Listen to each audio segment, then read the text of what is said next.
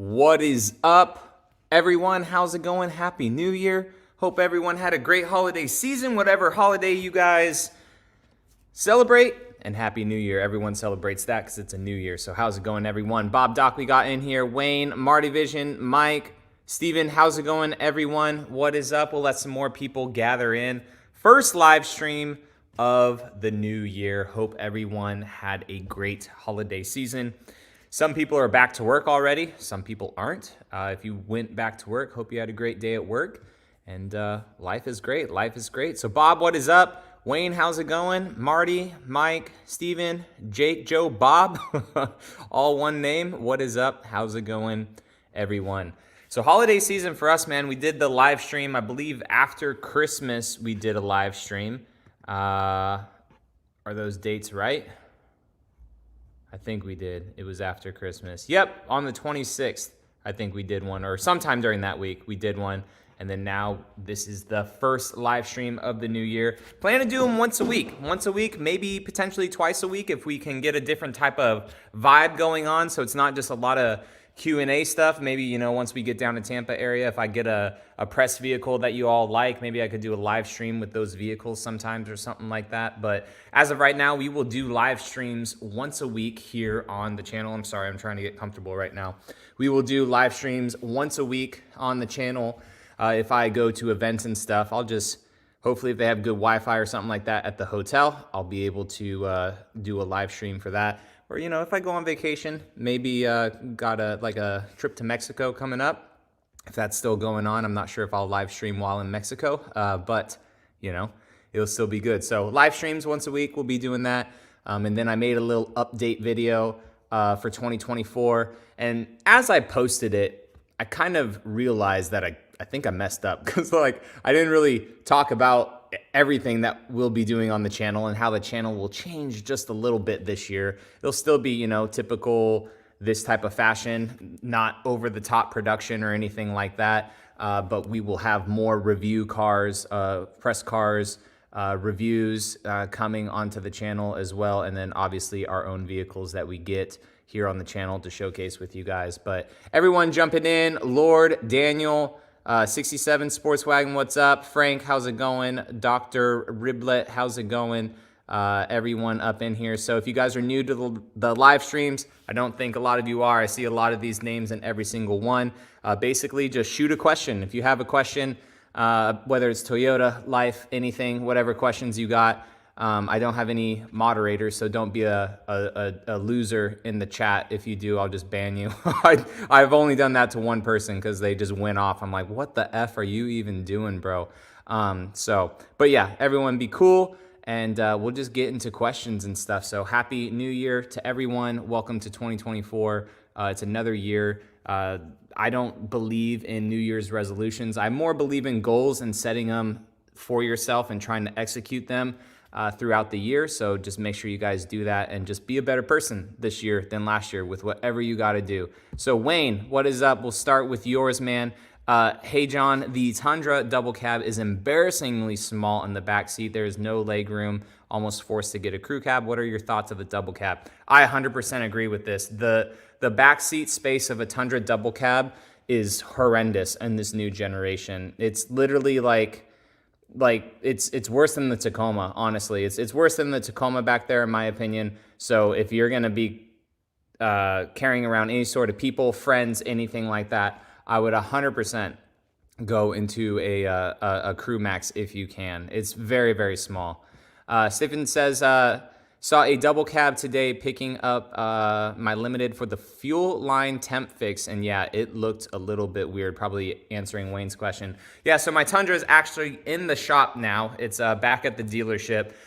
We got some parts for the door making noise with that seal. So we got some parts for that. And then also they are going to hopefully move the strikers to move the door closer to the cab. So I will follow up with you guys on that. And I did mention the fuel recall to them, and they do have the stuff to fix it. However, they said that the truck should be at about 1/4 of a tank, which you guys have also said the truck needs to be a bit lower in gas to do that recall. And my truck's at about 1/2 a tank. So I'm not sure if they're going to be able to do the recall for that. And I haven't really read anything on the recall on like the Toyota app. I don't even know if they say on the Toyota app if your truck needs to be at a quarter of a tank, because if it's not, then that's kind of like weird of them to not do that, like saying, hey, your truck's good for recall, come on in, and but make sure your truck's at a quarter of a tank, because all that probability and stuff trying to get to there is kind of ridiculous. Safety recalls. Holy crap, there's 2 recalls now for this truck? Bro. Certain model years, increased risk of fire, description, remedy. For all involved vehicles, Toyota dealerships will replace the fuel tube with an improved part, additional clamps free of charge. So even like in the Toyota app, you guys can't see this. Even in the Toyota app itself, I don't even know if this is backwards, it doesn't say to bring your truck in at a quarter of a tank, but if you call the dealer, it may do that. And then there's another one, from August 9th. Oh, that's the same one then for hybrids and stuff. So there's only one recall. So yeah, so all that stuff will hopefully be getting done as well. Daniel, hope you had a great New Year's as well. Everyone, I hope you all had a great New Year's. And here's to 2024, man. Let's just keep getting at it. Let's go. Keep these live streams coming. They definitely will every single week. Every single week, it looks like Tuesday, we got a good amount of people in here, guys. If you want to leave a like, I appreciate it. But Tuesdays, we seem to have quite a lot of people in the chat. So I feel like Tuesdays works for a good amount of peeps. Wayne says, John, what would you, hopefully the signal stays good. John, what would you have to be your number one complaint about your Tundra and your number one complaint about the Tacoma?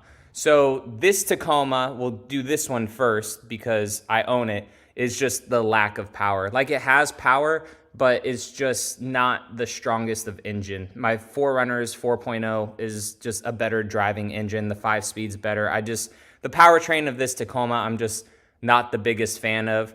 And like, I guess to include on that too, the interior is just really dated. It's just very old and very plasticky and just doesn't look the best in my opinion. My biggest complaint for the Tundra would probably have to just be the cheap materials that the truck has. It's just cheap. It feels really cheap. When compared to other brands, it feels on par, honestly, because I sat in the Chevys, I sat in the Ford, I've sat in other vehicles in the past too.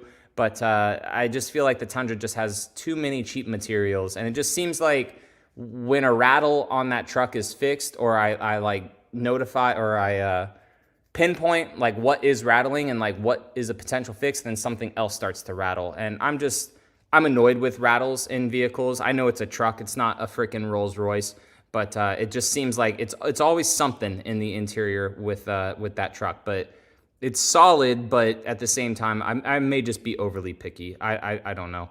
But yeah, cheap materials for the Tundra, powertrain for this Tacoma. If you're talking about new Tacoma, it's too early to tell like what I don't like about it. I guess I could just cop out and say price, but like the price isn't absolutely horrible considering inflation and stuff, just the crazy jump that we've had in inflation from 2022 to 2023.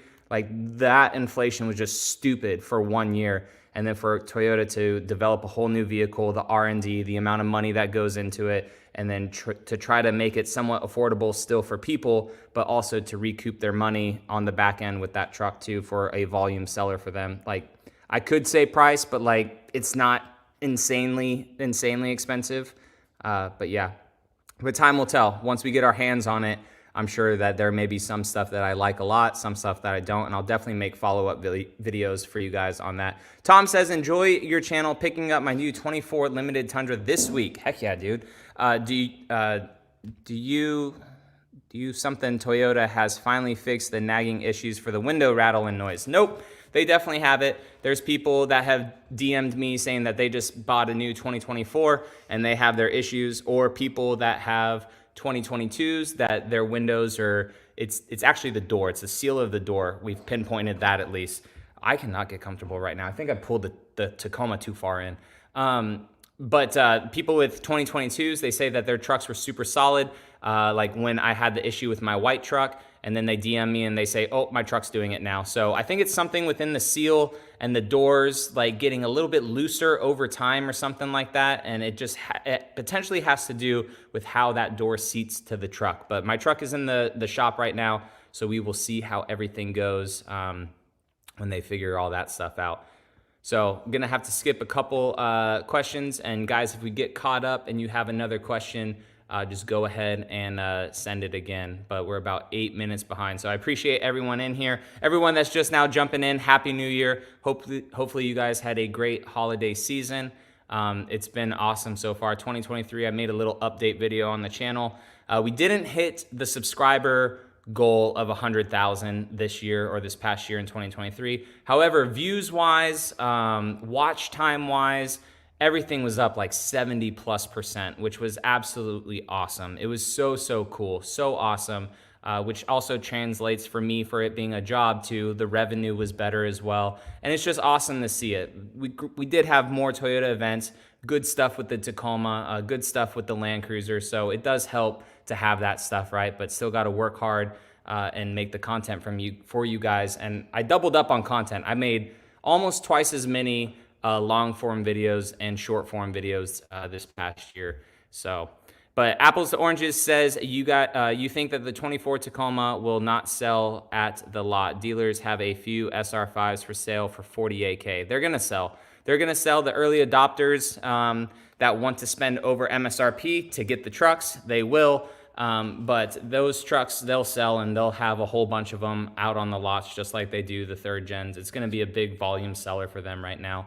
There should be no vehicles at the moment on dealership lots. The trucks have been built, but there's no trucks still on the lots. I haven't seen any. Dealerships, they may have them allocated for those prices, but the trucks definitely are not on the lots. Mark says, after your truck is built, how long do you think it will take to get to the dealership? Man, I have no idea. I really don't. And I want it like tomorrow. I really want the truck tomorrow. So my truck's build date is supposed to be the 4th.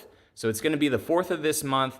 And hopefully, man, hopefully it comes like within a week after that. Hopefully there's no crazy shortage of this or shortage of that, or we can't fill the trucks up of this and that. Like, it's very frustrating because I drive by a lot of the other dealerships and stuff, and there are a crap ton of cars. But even though, like, I just went to my Toyota dealership to drop off the truck, and they had a ton of 4Runners. I shouldn't say a ton compared to COVID. There was like 10 or 15 4Runners on the lot. They probably had the same amount of Tacomas. There was like 5 or 6 Tundras that they had, a couple Sequoias too. Shoot, there was even a GR Corolla sitting there as well. Granted, it did have an addendum on it. It is a GR Corolla, super rare to find. But at the same time, man, yeah, it's crazy. But hopefully people say about a couple weeks. So like, knock on wood, if everything goes right, hopefully we'll have that truck by like January 15th, 16th. That would be absolutely awesome. We got a couple of donations, so those will go straight up to the top. I'm going to try to remember T-Dog right here. I already clicked on it. Happy New Year. How does your wife deal with your toys? So she's actually, her parents moved to Texas, but originally from California. She loves them. She's like, hey, what are we getting next? What are we doing with this? She loves them. But Toyota Jeff, thank you, man, for that. How do I get to your message here? And we are a little bit behind. But Toyota Jeff says, here's to a great upcoming year, buddy. If you guys have not seen Toyota Jeff or know who Toyota Jeff is, I'm sure you guys have. But Toyota Jeff, YouTube, go ahead and go over there if you guys want more Toyota content in definitely a different, unique way. Toyota Jeff has a unique way of doing his content, and it's very awesome. But he gets tons of content for tons of other Toyotas. And Dave, thank you so much too. Happy New Year as well. Dude, let's get on a live stream together, man. Let's do it. All Terrain Nation, guys, if you guys want more truck content and stuff, All Terrain Nation as well. So that is how you jump up in the chat, guys. I try to get to everyone's messages, but as I can see as I'm trying to scroll back up and I am completely lost as to where we were, I definitely need to get a different type of system for sure, as, you know, live streams get a little bit crazier, but that is how you get to the top of the comments. You guys definitely do not have to pay your hard-earned money for a crazy guy like me. But if you guys want to support the channel and stuff, I do appreciate it, but you guys do not have to at all. But thank you guys so much. All right, getting back to the people. Mike, what is up? Is there a delay on the release of the new generation Tacoma? So I was gonna make a video about this because I saw a couple things talking about EPA numbers. So I'm a little confused because I messaged a Toyota contact that I have, and he talked to some engineers, and they said that there should not be any delays. It should be good to go.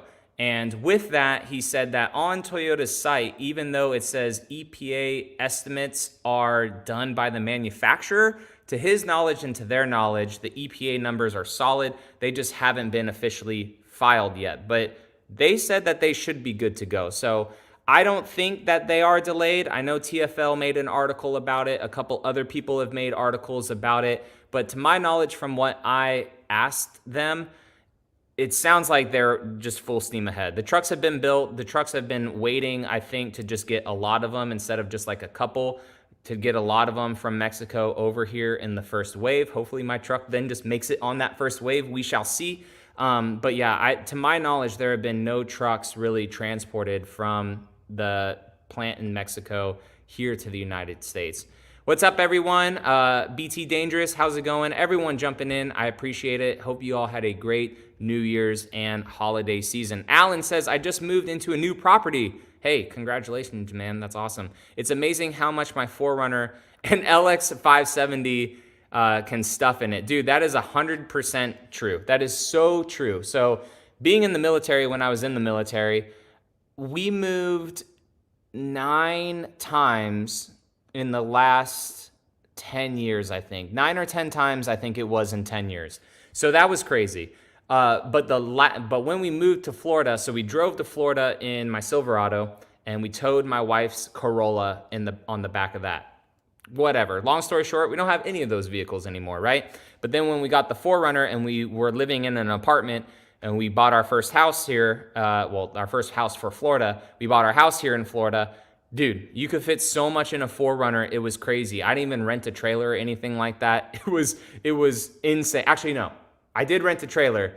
Yes, I rented a trailer for Florida for the house. Sorry, guys. Just worked out. My mind is all over the place. We rented a trailer to move from the apartment, but still, the 4Runner held a bunch of stuff. I had a buddy that had a 3rd-gen 4Runner. His held a bunch of stuff, and it's just so nice. Like the 4Runner, the seats full, completely flat. You got a tall kind of cargo area. Absolutely awesome. And then when we moved from that house into this house, we had finally stayed in a place longer than we normally do for about 2.5, 3 years. So do the math on that, moving 10 times in almost 10 years, and we stayed in that house for 3 years. A lot of moving. But yeah, we had a lot more crap for living somewhere for 3 years. And now I don't even want to think about it from when we moved from this house to Tampa, just because we thought we were going to be in this house for a while. But honestly, what I may just do is just sell a lot of stuff on Facebook Marketplace and literally probably just start over down there. Well, how's it going, everyone? Everyone jumping in. BT Dangerous says, when do you think the new 4Runner will be released? Tons and tons of speculation for this year coming up for the 4Runner. Some bigger companies that have the big reach, like with articles and stuff, they have been teasing it a little bit. I don't know where they've heard this official information because I haven't.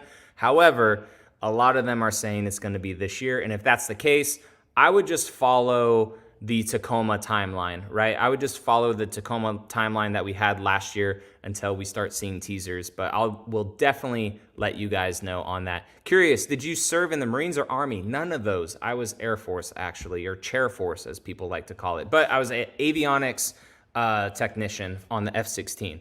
Ham says, my friend just got a new GMC Canyon. Nice truck, but very excited to see your Tacoma content. Dude, the Canyons are nice. The Colorados, I don't know about the Colorado. I mean, it's okay on the inside. I just haven't sat in a bougie Colorado. It's only been a Trail Boss one, very plasticky. But the Canyon, I've heard nothing but good about the Canyon. And personally, I like the way GMCs look a little bit more than the Chevys. But the Canyon, it's good. And that 2.7 is a very powerful engine. AZ said, what are your thoughts on the upcoming Land Cruiser FJ?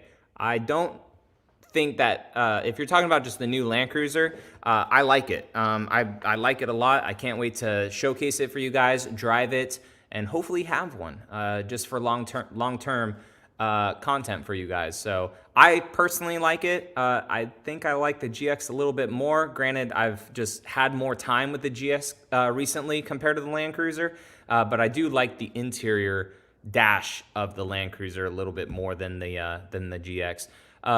SMM says, is the Grand Highlander one of the only new Toyotas offered with no turbos? Technically, it does have turbos offered for it, but it just has a option to have the Toyota hybrid system on it, which the RAV4 has that same one.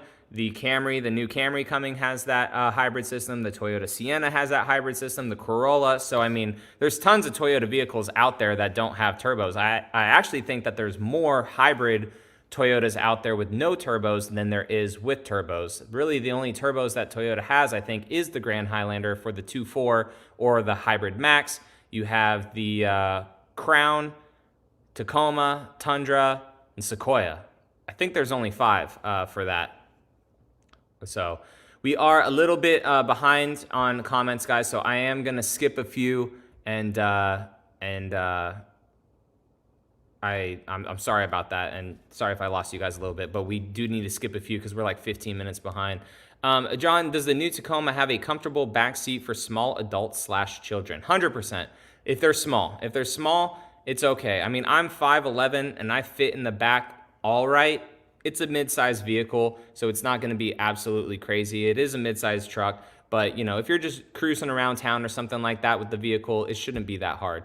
Dave says the info screen is awful now versus the new trucks. 100%. So talking about like things in older vehicles for new ones, like back in the day, like when I had the 4Runner with the screen, I was like, oh, this is cool. But now, like when I go into my 4Runner from my Tundra or this from my Tundra, and you have that big tablet screen, and then you go to like a screen that's smaller than your cell phone, it's kind of crazy, man. It's kind of crazy. West Coast says, John, your hard work on the channel does not go unappreciated. Thanks, bro. Thanks for the content. Dude, thank you guys for the support, because if you guys didn't watch the videos, why would I make them? I mean, I'd probably still make them out of passion, and that's what I started it for, and like that's what I still do. Like, it's not the money thing for me. Like, the fact that money is involved, yeah, that's cool. That's a super bonus, right? But I do it because I love it. I love cars. Growing up, man, I'm curious if it's still at my parents' house, but I have a binder just of cars, and like I kind of wrote like little information about them, like reviews and stuff. So like, I've always wanted to do stuff with cars, and like I even have like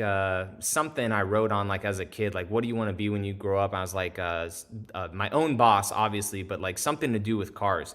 So it's very cool that I get to do this and review Toyotas for you guys. I do still think sometimes about broadening it, not just on this channel, but like another channel, to just get a different opinion of vehicles, and that would help out the Toyota channel too, just, you know, because I have other opinions about other vehicles and I've seen them, and it's not just tunnel vision for Toyota. So we'll see, but I appreciate your guys' support. Dose says, hey John, I am new to your channel. Do you know when the 24 Tacoma TRD Pro will be available in showrooms? I would say April, May. They told us spring time frame. They also told us December time frame for these new Tacomas. So I would give it a couple months after that. I would say April, May time frame for the TRD Pro Tacomas. Welcome aboard, Dose. I appreciate it, man. Lugo says, hey John, I need your honest opinion on a 23 or 24 Colorado ZR2 versus the non-hybrid TRD off-road. I'm having a hard time deciding. So the cool thing is that the Colorado is proven by a year or 2 years, I think. So that's one thing. The other is pricing. The ZR2 seems to be cheaper in some regards than the new Tacoma for sure. The Tacoma is a Tacoma though. It is Toyota. Aftermarket companies are already all over it like flies on dog crap. So I mean, it's more than just like the price to me. It's also resale value too. So I say this a lot just because the price of the Colorado is significantly less. If this new Tacoma is anything like this generation of Tacoma, you also got to think about resale value in the future. If you're keeping the truck for 10, 15 years, then that resale value kind of starts to even itself out, right? But if you only want to have the truck for 4 or 5 years, go into a new one, 4 or 5 years, whatever, I would take that into consideration as well. For me, I like the ZR2, I really do. It looks badass, it's super cool. But personally, and it's not just because I have this YouTube channel and it's about Toyota.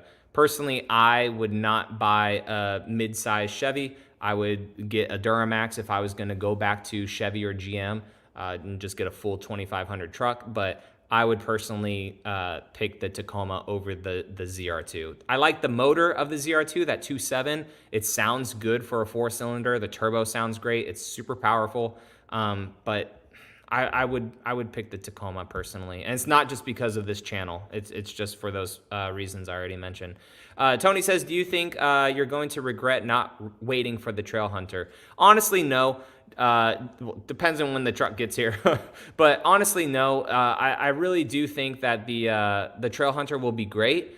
And honestly, like if I only have my truck for a couple months and then just spring for a Pro or a Trail Hunter just to have the hybrid technology and just see what it's about, then I may just do that. But I don't know. I really just think that I want to do a full year of just a normal iForce Tacoma and just see what it's all about. Maybe 6 months to a year, just depending on the hype of it and with people and what else Toyota has in store for us. Because like if I get the Land Cruiser with the hybrid Max powertrain or iForce Max powertrain, it'll kind of be like what I had with the Sequoia, right? I had the Sequoia as the iForce Max because the Tundra that I eventually ended up getting was not the iForce Max Tundra that I actually wanted, just because the Pro was taking so long to come in. I personally didn't want to pay over MSRP for the Pro, and I already had a Tundra at the time, so it's not like I needed it for content on the channel. And then we had the Sequoia for like 6 months, and there were some issues with the hybrid powertrain that I noted, some things that I liked about it, some things that I didn't like about it. I ultimately just ended up selling it because, you know, it didn't make sense to have. It was $1,000 payment. People weren't able to get the Sequoias, and the dealerships, like there were good dealerships out there, but there were also like some bad dealerships out there that were just overcharging like crazy, and the hype just went down for Sequoia like insanely fast. So what I'm getting at is, you know, if I don't get a Tacoma iForce Max to see what that powertrain is about and we end up getting the Land Cruiser, then I may just go with that to test that powertrain and then just keep the Tacoma for Tacoma things. But I'm going to try to remember where this is at. Ghosted, Jace, what is up, bro? You need to save this money for your new Tacoma, bro. But hey, Ghosted, not sure if he's going to start a YouTube. I actually don't even know if you have content on your YouTube, bro. I feel bad now. But you don't need to do this, bro. I appreciate it, Jace. But he says, here's to a Happy New Year. Happy New Year, everyone. John, when do you think these Tacomas will be hitting the dealerships with EPA delay? So I did just touch on that. Not sure if you just joined in, Jace. But per my contact at Toyota, I did text him and ask him today, and he got with engineers. To their knowledge, to engineers' knowledge, there is no delays right now for the trucks. So the wording is a little bit funny on Toyota's website. I was going to make a video on that, but the wording is a little bit funny on Toyota's website, so I didn't want to make an official video and kind of say the wrong thing. So I may just make a short form content piece on this, but I asked my contact at Toyota. He talked to people. He said they are being built and they are being shipped. So that's what I was told. I'm not 100% sure about like those other EPA things. So, but Ghosted does say that he will be starting a YouTube channel for the Tacoma. So guys, if you want to follow Ghosted, I'm not sure if he's going to change his name. Probably shouldn't, right? Because I believe the truck is going to be the same color now that you got that new one. So follow him on Instagram and also over on YouTube. And Daniel, thank you so much for the $5 super sticker, man. Thank you so much. Sorry I missed that earlier. I hope you're still in here, Daniel. Thank you so much, man. You guys don't need to do that, but I truly appreciate it. So we're gonna go ahead and get back to some comments. Again, if I miss comments, if you guys want to send them back again, we're about 14 minutes behind right now. But we're going to start with Z Wiener. John, I want your thoughts. I currently lease a 22 Tacoma two-wheel drive. Lease is up at the end of the year, and I want to buy it, but I want a four-wheel drive. Would you buy my current truck, a used four-wheel drive, or a new 2024 four-wheel drive? So honestly, it depends on the lease. I wouldn't buy the two-wheel drive. I'll just say that now. Two-wheel drives for the Tacomas at the end of their, not life cycle, but at the end of a good kind of value that they're at is a second buyer of a Tacoma, unless, you know, it's a specific person. majority of the second buyers on a Tacoma are going to want a 4-wheel drive truck. So it will be harder to sell for you at the end of the year, or at the end of the time that you want that Tacoma. That being said, if you're never going to sell it and you enjoy the 4-wheel drive, then, or the 2-wheel drive, then maybe buy it, but it also depends on how much that vehicle is worth at the end of the lease. So when you do your lease, they say, hey, we expect this truck to be worth this much, right? So you're gonna pay that much for the truck if you want it. So let's say that they say it's worth $20,000 and that truck is worth $28,000 for some reason, right? You will still buy it for $20,000. However, if they come back and say, hey, we said it's gonna be worth 20, but this truck is actually worth like 16, I wouldn't buy it because the truck is now worth less than what Toyota thought that it would be at. And these are just general numbers. However, if that truck is worth more, then you could use that equity that you have in that truck. I believe I'm right on this. You could use that trade-in equity on a new truck and get like a 2024 4-wheel drive for a little bit cheaper off MSRP because of that, and then tax savings and everything too. So if it was me personally, I would just buy a 24 4-wheel drive or a good used 2023, and you said it's up this year, so depending on when this year, there may be a couple leftover 2023s or some good certified pre-owned 2022s, but I had one 2-wheel drive truck in my life, and I got stuck and I got pulled out by a Toyota Tundra, female driver, 4-wheel drive. And I told myself I will never own a non 4-wheel drive truck again, because it's one of those things as to, it sucks paying for it, but if you need it, it's good to have it. And if you don't need it, it's just there if you need it. So that's my opinion on that. John, Happy New Year, man. Xavier, I'm currently in a 2017 Tundra with a 17-inch lift. That's insane. With 37-inch tires, even crazier. And now just got a 24 TRD Pro Tundra. Can I add 35s to the stock wheels with no level or lift? To my knowledge, you can. To my knowledge, you can. And it may rub just a smidge on your upper control arms depending on how wide of a tire you went. But you don't need to go... So if you're going to keep the 18-inch wheel, me personally, if I was to do this, and I'm going to do this with my Tundra, if I ever put 18-inch wheels on it, I would do the tire math with like a 315 or something like that. I can't remember exactly what, or 305, I think, would become like close to a 35-inch tire, and it wouldn't be like as wide as a 12.5, I think. So I would not get a tire as wide as a 12.5. I would keep it a little bit skinnier, just a tad bit skinnier, and then you should not have any issues with rubbing at all. And even anywhere in the felt liner, if you have any issues with that, you could just pin back the felt liner just a little bit. The new Tundra has so much clearance up there. Arham, how's it going, man? Welcome back to another live stream, dude. Although very unlikely, I wonder if Toyota might as well consider putting older cabs on the Tundra, just like the cab shell that they did. Zero rattling. If it ain't broke, don't fix it. For sure. I mean, it's just crazy how many little noises that truck has, but it's all like the new interior bits. So like, it's not too much the cab itself. It's just all the pieces. It's just all the pieces inside. It's absolutely crazy. Daniel says, speaking of the GR Corolla, would you ever consider buying one? I think that it would be super cool to do a GR Corolla for sure. Daniel, I just saw that with your super sticker, you also asked a question. I apologize. What would be your plan for finding a 24 Tacoma TRD Sport in manual? Seems like it's going to be a really hard find. So manuals alone, to my knowledge, manuals alone, there's only going to be about 6% that are built that are going to be manual. So of all the Tacomas that they're making this year, around 6% is what they are going to build as manuals. And the reason for that is because, that is essentially what the third generation was every model year, was around 6%. So that alone is going to make it super, super rare. Then you want it to be, you know, a specific TRD Sport, which I feel like they're going to make more of those manuals than they would other vehicles. So that will help you for that 6%. But dude, I would just call multiple dealerships and say, hey, you know, how many manual Tacomas do you think you guys are going to have? Did you guys get any last year? Like, are you a dealership that is really allocating manual Toyota Tacomas, because if they're not, if they're like demographic in their area is a bunch of like, you know, Gen Zers or whatever, right, that can't drive a manual, then they may not even want to allocate manuals to that dealership. You may have to look to other dealerships. So I would definitely just call multiple dealerships, just say, hey, what are your guys' thoughts on potentially getting a manual Tacoma?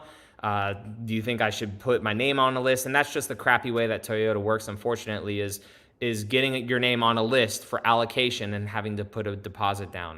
Toyota is not a company that you say, hey, I want this blue crushed metallic TRD Sport double cab Tacoma with a 6 foot, or you can't do a 6 foot bed manual, 5 foot bed manual. And these are the options that I want. Cool. We will put this in and your truck will be built in 6.5 months. All right. That sucks. I have to wait that long, but thanks, Toyota. You can't do that with Toyota, unfortunately. So it's all good. Well, it's not all good. It stinks, but that would be my way to go about it. And I really hope you're still in here, Daniel, when I explain that. Sorry, that was a little bit ago. The sticker didn't pop up. John, you need to borrow an old clunker vehicle, car or truck to drive around for a while. It will change your mind about being picky with the noises you have in your Tundra. It won't, because that clunker will cost a couple $1,000s, right? The Tundra was not a couple $1,000s. It was a couple tens of thousands of dollars. So that's where I'm getting at with this truck, is that it costs a lot of money, and it is 2024 now, right? And it's a 2023. We have technology. We've been building vehicles forever. I get that it is a new vehicle. I understand that. So it needs to work out its kinks and stuff. But that's what I'm getting at with my with the Tundra, or any vehicle that's just not up to the standard that we should all accept vehicles to be, that, if that makes sense. But that's a nostalgia thing for me, man. On old vehicles, like I want to have an old Toyota pickup one day, a 1980, I forget which years it was, where it was a little bit more rounder. But I want that. If it rattles, if it clanks, I don't care. That's what that truck is. It's an old truck, right? It's an old truck. It's an old pickup truck. Everything is manual. I want the windows to shake as I roll them down manually. That's that. It is not a platinum Tundra. That's what I'm getting at with those. But yes, it'll definitely change my mind. I will understand what rattles and stuff are, but hopefully you guys understand what I'm talking about with the price, you know? TFL's video on MPG was wild with that limited 24 taco. I tried watching it. I like it, watching TFL stuff. I like Andre, but they just didn't get into it fast enough. I was like, I lost interest. And I just went into the comment section and saw that people said that that wasn't that big of a difference. So I am going to still do the same thing when I get my Tacoma. I've mentioned that here on the channel multiple times, that I want to do that. I already have a loop in mind that I want to do for that truck. I'll park in the parking lot, show you guys the route, go do the loop, maybe vlog it real quick, and then come back, have my impact gun ready, take off that lower thing, do the same loop again, and come back and just show you guys the MPGs of it. But yeah, it wasn't that much, which is actually kind of nice to my knowledge, at least from what I read from the comments, because again, they took a little bit to get into the video. Like, I get that they want to make their video long so they get money, but I was just like, bro, get into the video. But the comments and stuff, they really suggested that there was not that much substantial of a difference for leaving that that thing on, unless I read it wrong. Shout out from Fort Myers. What up? What up? Be heading down your way for to live in that area. 2010 GT1 says, how do you think the 4th gen Tacoma powertrain will do once you slap 35s on it? Will it consistently be in boost? With the current 3rd gen, you just regear and it's all good to roll. So the cool thing will be, if there is a regear option available, that would be nice. However, I feel like with the 8-speed transmission, because with this truck here, it's the transmission that's really the culprit, and then you re-gear it, which is a little bit better. But with the 8-speed transmission in that Tacoma, if it's anything like the 10-speed on the Tundra, dude, I don't know. It may be good, because my Tundra, I mean, yeah, the gas mileage just sucks. It's bad now. Like, I'm hovering around 14.5 to 15 on 37s, right? But those are 37s. The truck is in boost and stuff, but it moves it perfectly fine. I don't know. We'll see. I don't want to put 35s on my Tacoma, but it may just be that way. I am going to put bigger tires on it at first, but again, we're keeping that hush hush because I don't want to ruin that. But I did, I can't remember where I showed this, but hopefully you guys can see me, or hear me, but I bought new tires for the Tacoma because I was an idiot and sold the TRD Pro ones. So I bought these on Facebook Marketplace for $1,000 with brand new BFG KO2s on them because I want to keep these ones for the 4th gen Tacoma when it comes, so I don't have to get with Nitto and get with RRW and stuff be a couple months out and trying to get tires or whatever, right? Because these are pretty close to 33s on this Tacoma. So the truck that I'm getting will have around 31.5-inch tires, so we can see how 33s fit on it with a -12 offset because the Tacoma has pretty big fender flares like this one. Put bigger tires on it too, see how the truck goes, and just see how all the room is and everything up in there. But we are a little bit behind again, so I am going to skip a couple more questions. Keith says, John, do you recommend the iForce Max or iForce on the Tundra? Very good question. If you're needing power, then iForce Max, but like if you're towing, if that makes sense. To be honest, the normal iForce engine on the Tundra is plenty powerful. I mean, I'm running bigger tires on mine. It's still pretty powerful. I have under-seat storage, which is nice. I just like the driving experience just a little bit better on the normal iForce engine, just because there's certain things that the iForce Max does that I don't care for. When we had it in our Sequoia, sometimes when you come to a stop, like either abruptly or if you're just trying to coast sometimes, there's like a jarring kind of feeling. And there's also like a lock in the converter as well. Like when you come to a stop and the truck turns into EV mode and you put your foot on the brake and then you come to the stop, there's like another like hesitant stop that the truck has, which I personally don't like.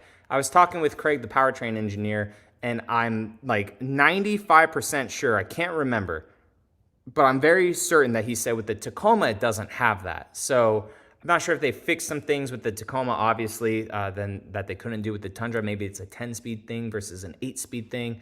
But there are some aspects of the iForce Max I didn't like. The iForce Max has tons of low-end torque, though, which is awesome. But for me, I'm honestly good not having an iForce Max. I get all my under-seat storage, put all my straps down there, trash bags for crap that I need. The tow hitch goes down there too. I have it on the truck right now because I just randomly needed to, well, not randomly, because we sold the boat, so I had to go get the boat, take it out of the water, put it there instead of, like, where's the tow hitch? Oh, it's in my garage somewhere, blah, blah, blah. It's in the truck, ready to go, as a truck should be, with all your crap under the seat for the storage. So that alone is why I would be picking a normal iForce over an iForce Max. That is for sure. Hey, John, any thoughts on getting a Supra? A Supra for the channel? No, not Supra. I had one. Fun fact, if you guys want to watch older, not cringe TRDJON videos, but they're just older. And, obviously I've gotten a little bit better, I would hope, in my videos and just content and the way it's presented to you guys. But I did have a Supra on the channel for a little bit, actually. Long story short, a buddy bought it without telling his wife, so I stored it in my garage for him. And the trade-off was I got to make content with it and drive it on the channel and stuff. And he saw that content and it killed him. So he's like, I just need to take this car, go on a date night with my wife, and just show her it. And he did, and she loved the car, and the next day it was sold. And then I had to facilitate like the truck coming to my house and all that stuff, but it was a launch edition Supra, actually. It is a fun little car, man. I enjoyed it, but I think if I was to get a sports car on the channel, it would probably be a GR Corolla, just because it kind of, it's okay. It's a pure Toyota is one thing. But it's an all-wheel drive fun car, so you could do some kind of fun off-roady stuff with it. If you want to learn how to drift, it could be like a rear-wheel drive bias at 70% and 30% up front. It's a full 4 doors, so like if you want to throw a friend in the back, you could. If you want to go to the grocery store with it, it's a hatchback too, or go to Costco, Sam's Club. I would get a GR Corolla if it was going to be a GR Toyota car. Now, a bucket list car of mine, aside from the LFA, is a Lexus RCF. I really like the Lexus RCFs. They're just old like the 4Runner, very analog still. It has a CD player in it. It's just such an old car with some modern touches, and it has a 5.0 V8, and it's just like a pure Lexus. So that is a sports car if I was to get one on the channel. It's not like the best sports car. There's plenty of other better German and Japanese sports cars like aside. Well, actually really not that many other Japanese sports cars that are better. Maybe the Z, but tons of other German cars that are a lot better than the RCF. But I love that car. I don't know why. I've just always loved that car. The Supra is a great driving car. It's really, really good, but it's so small. It's just such a small car, but it is really nimble though. It's a good car, but I don't think that I would ever do a Supra on the channel. Hopefully you're still in here. I know those questions were a little bit ago. We're only 14 minutes behind. But Lord, what is up? Says, I want to work for myself because I'm too stubborn to have a boss, but I have no idea where to start. I want to do content creation, but my internet is 5 megabits down and 1 up. So if you really, really want it, you will make it happen, right? I'll just say that right away. If you really, really want something, you will make it happen. There's Starbucks, there's McDonald's, there's something. If you want to leave to work, to go to work early, if your work has Wi-Fi and you're able to just have your laptop or something on the side, you could totally edit your own videos at your house or do whatever you need to at your house, and then just have your laptop there. If I don't know your work environment, but just have your laptop there at work and upload the videos. If not, tons of free internet out there at McDonald's, Starbucks, Panera Bread, anything like that. Just take an extra 30 minutes, 45 minutes out of your drive home or whatever it is. Stop by one of those places, put the laptop down, maybe get a cup of coffee or water or something like that, and just upload the video, right? And then you could do it. So just because your internet sucks does not mean that there are not other ways around it.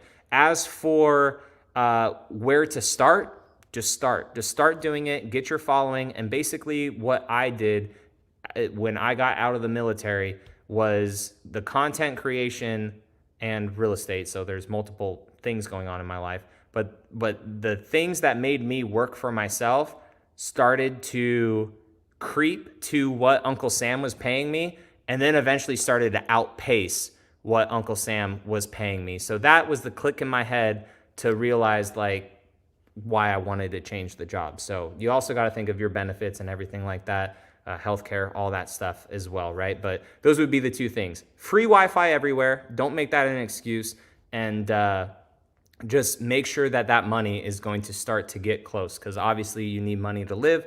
But at the same time, if you're not happy at a job, money definitely isn't everything. Have some money saved up and go all in and just do it, man. Ryan, Happy New Year, man. What is up? Thank you for joining in. And look at you with the tire math already. This is from a little bit ago for the individual that asked the TRD Pro question. So 285 75 R18 is a 34.8 inch tire and 11.3 inches wide. Personally, for me, I think that that would look good. My Tundra, when I look at it in certain angles, it looks just a little bit funny with a skinnier tire. So I'm at 37-inch tire by 11.5 inches wide. And yeah, it's not a big, thick tire, but like the side profile of it, it still looks really good. And it's a very meaty tire. Just in certain, angles, I'm like, ooh, those are a little skinny of tires. But if you're keeping a stock height on that TRD Pro, I feel like that would look really good because it's just in the wheel wells. It's just right there in the wheel wells. Sammy, what is up? How's it going? Happy New Year. I found a 4Runner TRD off-road, but it doesn't have KDSS. Should I buy it or get one with KDSS, especially spending $50,000? So I know that KDSS is good. Individuals like KDSS. I personally like to not have KDSS just because of longevity, the hydraulics down the road and stuff. And also for different suspension, if you want different suspension later. However, I have driven in a GX 460 off-road with KDSS, and it was amazing. It was so cool. I was not able to do on-road performance with it to see how that was, but yeah. Hopefully that answered your question. But sorry, I have something in my throat. But aftermarket-wise, I would prefer a vehicle with no KDSS. There are ways to disable the KDSS and stuff too. But I would I would try to look for one without the KDSS, me personally. All right, everyone else, 295, 70, 17s. Okay, so that's also the difference between 75. See, this is why I don't like tire math like this. I would just tell me what it is, tell me how wide it is, diameter, width, the wheel. That's it. I like tire math like that. But also we have this one too, 295, 70 R18 is also a 35-inch tire, rounded up too, but maybe a little bit skinnier because I believe the 70 and 75 portion is the width of the tire. Marty Vision, what is up, man? Appreciate you joining in. Hopefully you're still in here. I know we're a little bit far behind. If you guys can leave a like on the video, I appreciate it. And if you guys watch any videos on YouTube, for any creators, hitting the like button is free and it helps YouTube out. Well, it helps the creators out and it helps YouTube out knowing that you guys enjoy videos. Keith says Tundra iForce Max or regular iForce. I think I answered this. So if you're still in here, Keeves, and hopefully you're in here when I explained it, I would go normal iForce. The power's still great, and also under seat storage. And I would personally go with a limited. I would personally go with a platinum if you could find it at a good price. The limited, if you start building it up to have features up in it, it's almost as close to a platinum with all the standard features. And like if you're just getting a limited to get a limited with not that many features, you might as well just get an SR5 like premium for cheaper. Because my SR5 that I had on this channel was pretty much a limited just without cooled seats, the JBL sound system, and a panoramic moonroof. So I would personally go platinum. I just really like the interior of the platinum, the dark everything, the dark seats, the dark headliner, the little blue bits that my truck has, the lights that it has inside too. I really like the interior of my truck. Marty Vision says, TRD off-road manual, I'll have one. Heck yeah, dude, so good. So cool too. And the manuals in those trucks, they're pretty nice. You don't really stall, especially with the intelligent manual transmission that those trucks have. Very awesome. Skipping a couple, Bobby says, do you think that the new Tacoma will be a long-term truck now that it is going 4-cylinder turbo? The maintenance costs associated with the new systems keep it going the outgoing ICE models. I think it's going to be not responsible. What's the word? Responsible. No, the frick? It's going to be good. It's not, what R word? Reliable. Holy crap. It's going to be reliable. But no turbo gas is going to be as reliable as an NA motor, right? Turbos are always spinning, but Toyota, you know, when I did that powertrain interview with Craig, they did take a lot of precautions to help that engine go a little bit longer, right? I mean, they are aware that turbos hate heat, engines create heat, trucks towing things create heat, and it's going to hurt the longevity of that engine, obviously, right? It's apparent.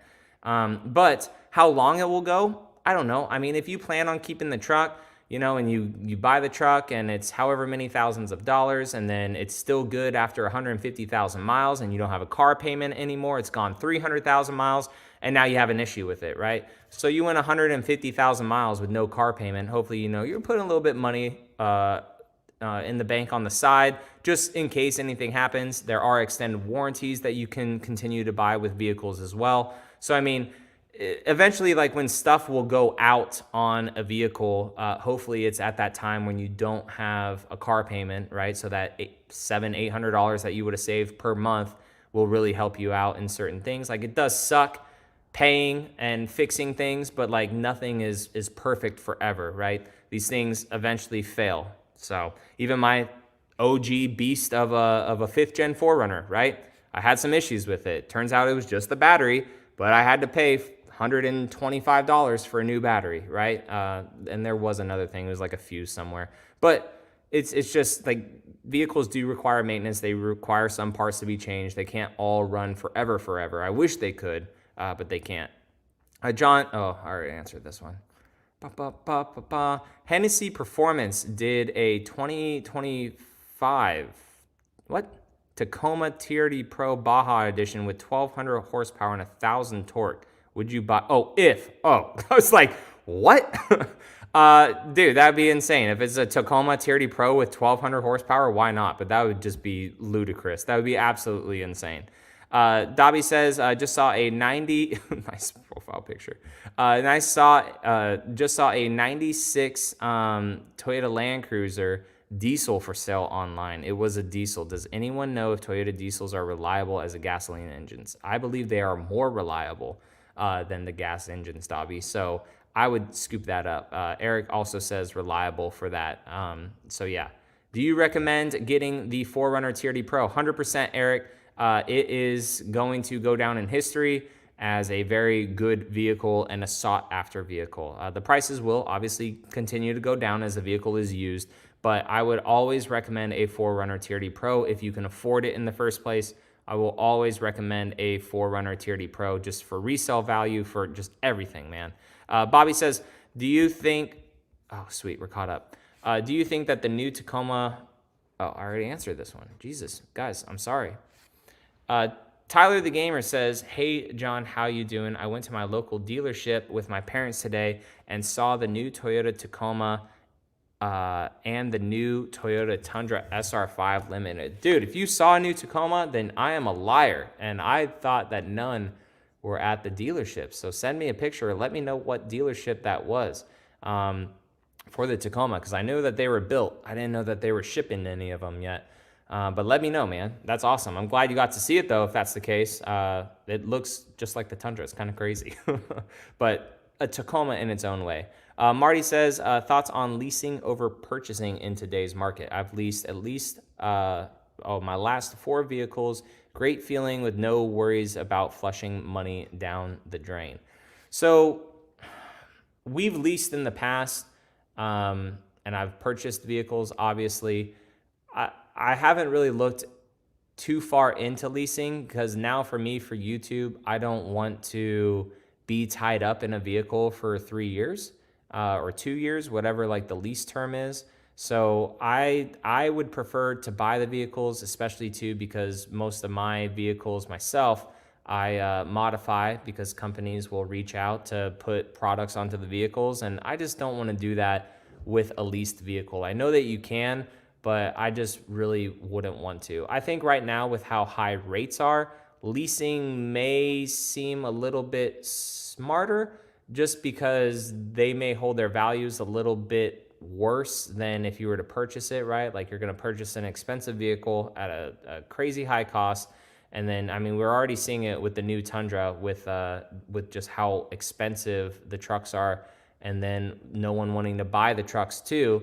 And then all these used car values of them just starting to really go down. Like they're going down so bad. So it's kind of like concerning, right? To buy a vehicle knowing that you're gonna go negative equity, but like that's what cars used to be. Like we're kind of used to now a little bit of an overly inflated car market, just because that's what it's been the last 2.5 years, right? But like let's come back to reality, and maybe leasing would be smarter. I think if you want a new vehicle all the time, like every couple of years, and you want to be worry-free about the maintenance and like just wipe my hands, I want the next vehicle, then I would just stay leasing. And you can buy the car at the end of the lease too, which is cool.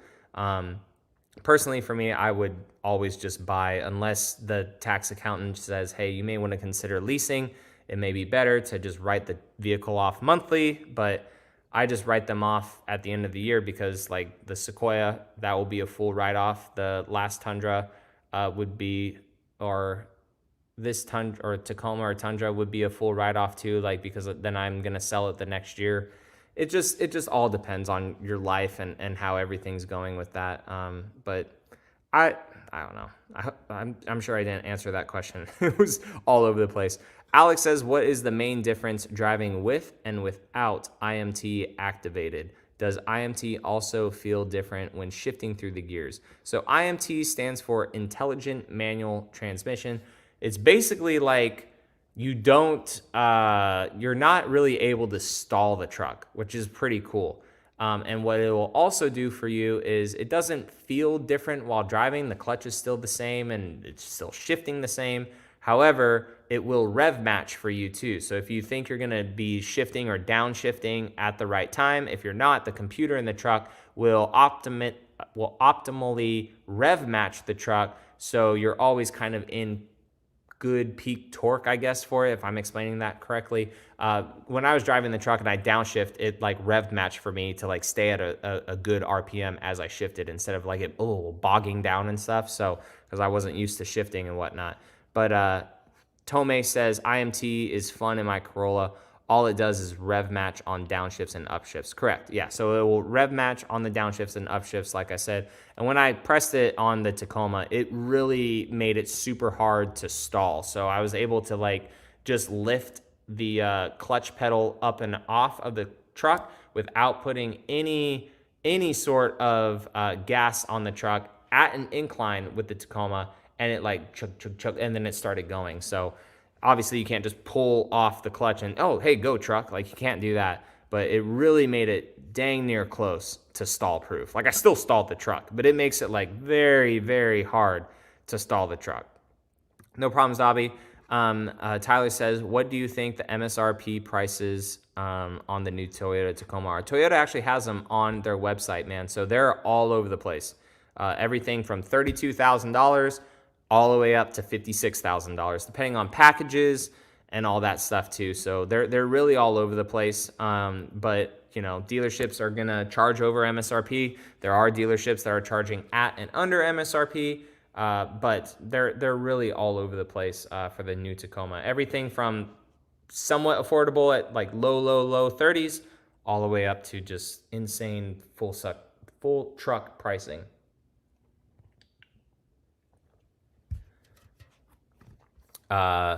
Cretan says, do you think Sequoia, Tundra, and Tacoma prices will continue to rise each year? 100%. Unfortunately, it's just natural inflation.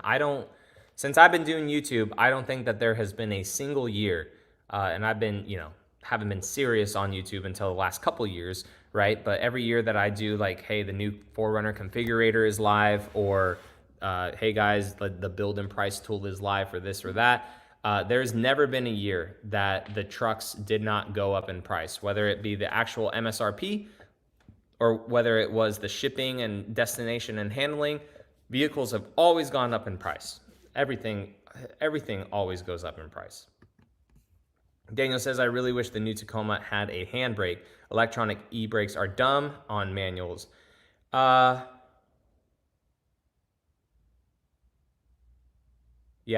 They are dumb on manuals. They are. There was one point where it didn't want to disengage. They were pre-production trucks, so I'll just leave that caveat. But yeah, I agree with that. The handbrake just took up so much space in the center console, though. It takes up so much space in the center console. So I don't know really where else that they would do it. I mean, it just takes up so much space in the center console of the truck. But yeah, there was a point where like the electronic parking brake didn't want to like disengage on me, and I was like, why is this truck not going forward? And then like I had to physically do it on one, but then the other one it worked. I think once you get used to it and like when it's working properly in a full production model vehicle, I think it'll just kind of be like seamless, right? Like the Supra, when I was driving the Supra in Utah at the GR event for the manual transmission GR cars, I didn't think about it really. I just stopped the Supra, and it kind of stinks. Like you're tracking the car and the brakes are hot, and the electronic parking brake like just always puts itself on. But it was kind of nice because like it worked perfectly on the Supra. You just get in it and stuff, and you have your foot on the brake and your foot on the clutch, and then like you just let off. It's like, and then you just go. So it worked well. And you put it in gear and it automatically turns off. But hopefully in the truck, it won't be too many of issues for that. William says, how well do you think the Trail Hunter will sell compared to the TRD Pro? For some reason, I feel like they're going to sell more. I feel like they're going to try to sell more of the Trail Hunters. Toyota's like really going in on the whole overland thing and off-road. I mean, they've always been big into off-road, but Toyota's like really jumping in the overland scene. So I'm not like, I feel like they're going to sell more of them just because I feel like they're going to make more. I feel like they're going to make more Trail Hunters than they will TRD Pros, personally. But I don't know. We'll see. It's going to have a lot of armor and stuff on it, too. So it just depends on if they're able to get all that stuff for the trucks.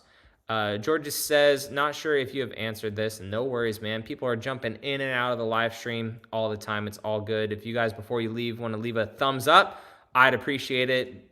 give thumbs up to any content creator when you watch their videos. It helps them out so much. But have you heard anything about the next gen 4Runner? Our GM at Toyota saw it at the conference, but haven't heard anything else come after. So that cat is pretty much out of the bag. All the dealers that get to go to the Vegas show and whatnot, they seem to show these dealers like next gen vehicles and stuff, right? And like, hey, don't tell anyone. And then like literally the next day dealers say stuff. So that is a thing. Dealers, you know, they said they saw the new Camry's out. They said they saw like a new RAV4, but it was actually the new Crown SUV that was just released. So they also said they saw a 4Runner, but it wasn't an actual 4Runner. I guess it was like some picture or something like that. And like what people have said, like it's kind of all over the place. Like, oh, it looks super cool. Like, it looks like a Tacoma. Oh, it looks like this. It looks like that. So like there's no concrete information really of how it looks. So basically like all those dealers were at the conference in Vegas, right? The main big dealer event that they have. And then it's kind of like a game of telephone afterwards. So, I mean, you have all these different things that people say, and then like it gets kind of like, well, he said this, and then the sales guy says this, and then the person that then posts it to the internet says this. So we don't know. Like, we don't know yet. All we know, at least, is that people have seen it. So people have seen it, which means it's coming, which means the Land Cruiser is not replacing the 4Runner, right? The 4Runner is coming eventually, unless they just axe it. I don't know. But they at least plan on doing it, which is nice. What do you think the price will be on the Tacoma TRD Pro and Trail Hunter? 65-ish? I think so. Low 60s to high 60s. Like a Trail Hunter fully decked out with every single piece of overland equipment is easily $70,000, which is absolutely crazy. I mean, you're talking all the AARP stuff, or AARP, the AAP program stuff. So it's going to be wild to see how much a fully decked out Trail Hunter is. I really think the Trail Hunter should have had a full-time four-wheel drive. I don't know. Being from lower states where it's been warm, I don't see the point of full-time four-wheel drive. I personally don't. But those that live up north, I guess it's a completely different story because of snow and all that stuff. So it's cool, but like at least you get hopefully somewhat better of gas mileage with that truck and two-wheel drive because you're not always turning the front wheels, I guess. And maybe that was Toyota's thing. That's what they said, at least for the Sequoia, but like the Sequoia still gets meh gas mileage anyways. But I guess we'll just really see when the new Tacoma Limited comes out, right? Because that is going to have a full-time four-wheel drive system. So we'll see if that argument is really worth it and how much that compared to like a TRD Sport iForce Max four-wheel drive, like how big of a MPG difference those are going to be. Tony says, did you get all the options on your new Tacoma? So as of right now, yes. The one that's supposed to be built on the 4th has everything. It's a TRD off-road premium. It has the front stabilizer disconnect bar. It has everything. So whether it comes that way or whether it's that truck or whatever happens, you know, hopefully it will have all of that. It's a TRD off-road premium, solar octane in color, black interior.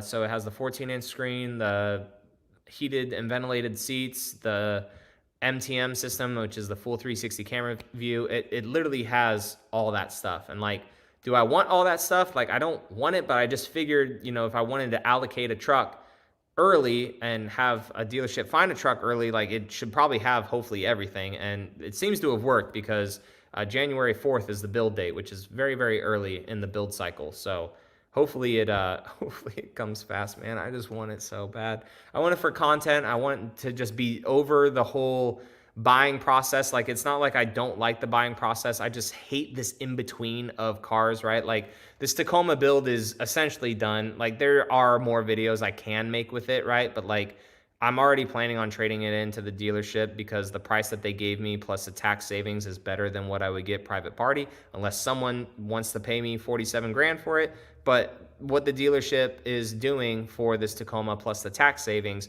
is better than, you know, what I would most likely get private party, and it's guaranteed. It's guaranteed, and I'm not, you know, having to facilitate a buyer come in and then do the whole bank thing with them and then pay it off and then get the title and go to my DMV and all this other crap. So that's the fate of this Tacoma, and now it's just sitting in my garage for like who even knows how long, like until the truck gets here at this point. So like I can't drive it a whole lot, right? Because I told the dealership like, hey, it has 14,000 miles on it plus however many miles it's going to take me to get to your guys' dealership. And they're like, that's fine. Like as long as it stays around that time frame or those mileage. So like I'll drive it to like the grocery store or something like that because I do enjoy driving this truck now that it doesn't have all the weight on it and stuff. Nate, what's up, man? Sorry, I put you on blast here and kept you on there.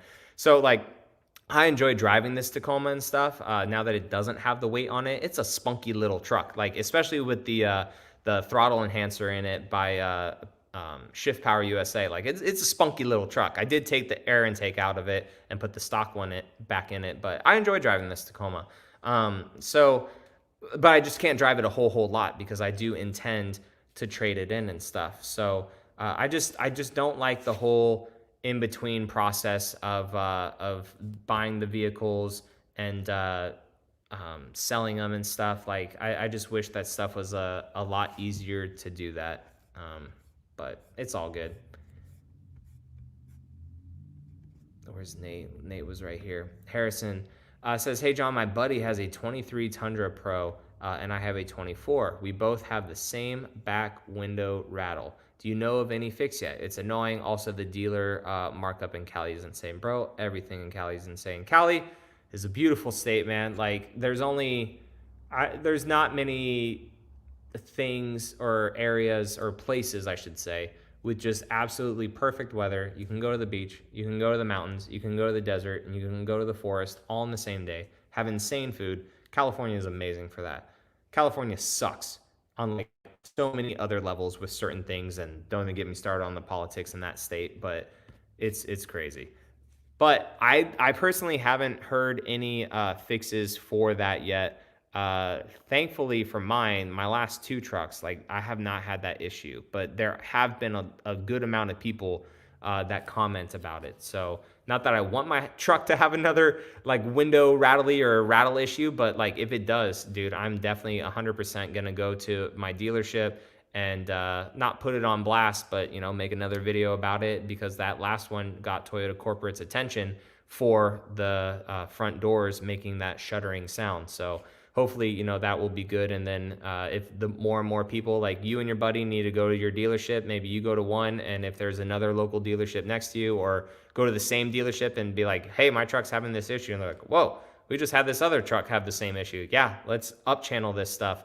And if they can't do anything about it, then you could totally call Toyota Corporate as well to open up a case with them to hopefully expedite some process stuff. And then once your dealership says, hey, we have these issues, that's how stuff starts snowballing as well. I can also ask a contact that I have at Toyota as well who's helping me with my truck, like, hey, have you heard anything for back window rattling? So Harrison, is it while, go ahead and send another message in here and I'll just read it myself.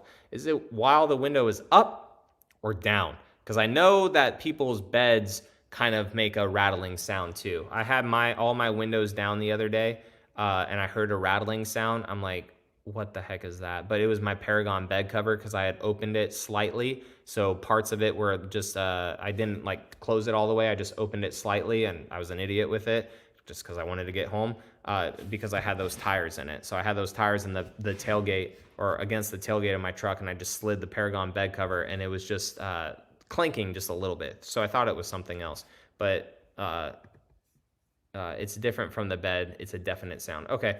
I'll ask if they have heard anything. Oh, down and driving. You said that. Dang, that's so frustrating, dude. What the heck, man?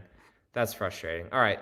I'll see if there's anything or whatever about that. But in the meantime, just definitely message your dealer or whenever you take the truck to your dealer, just see if they can do anything for you. Maybe they've heard about it. I mean, I know your truck is new.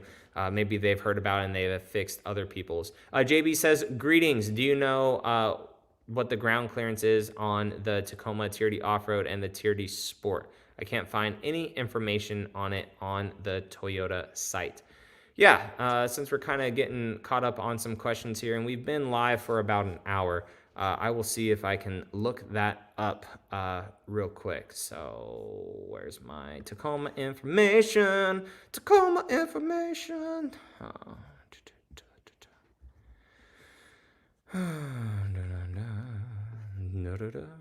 And how do I put this to Google so I can show you guys?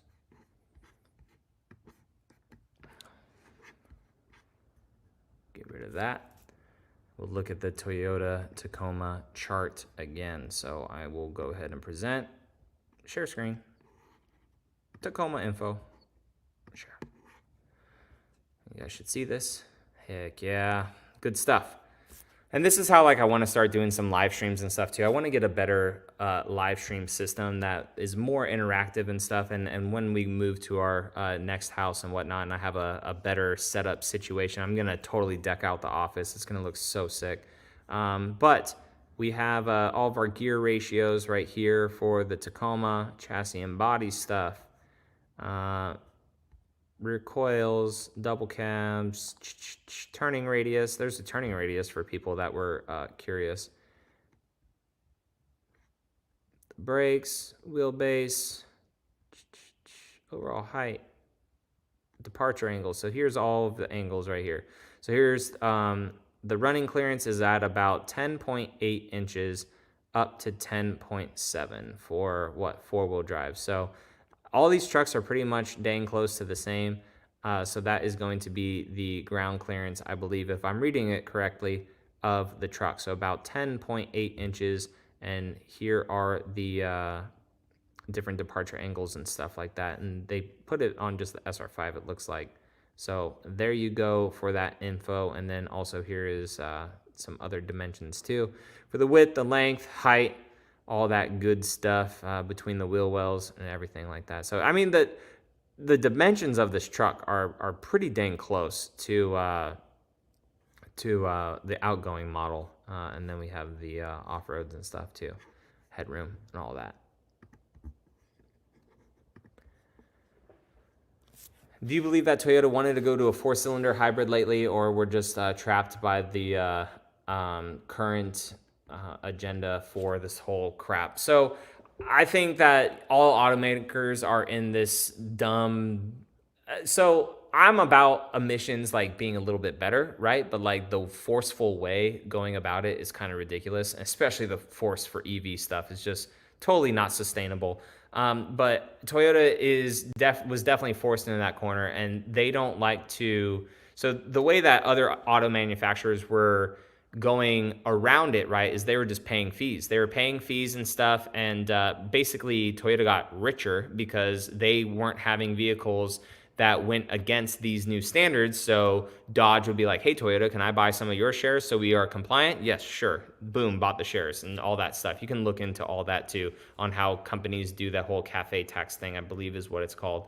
But yeah, they 100% did. And but the fact that they can make, honestly, a better driving vehicle than this one with a smaller engine, more speeds in the transmission, I'm personally okay with it, but we will see the gas mileage and stuff, the long-term reliability, that does, take a hit because it's a turbocharger. But they definitely had to comply with it for emission standards for sure.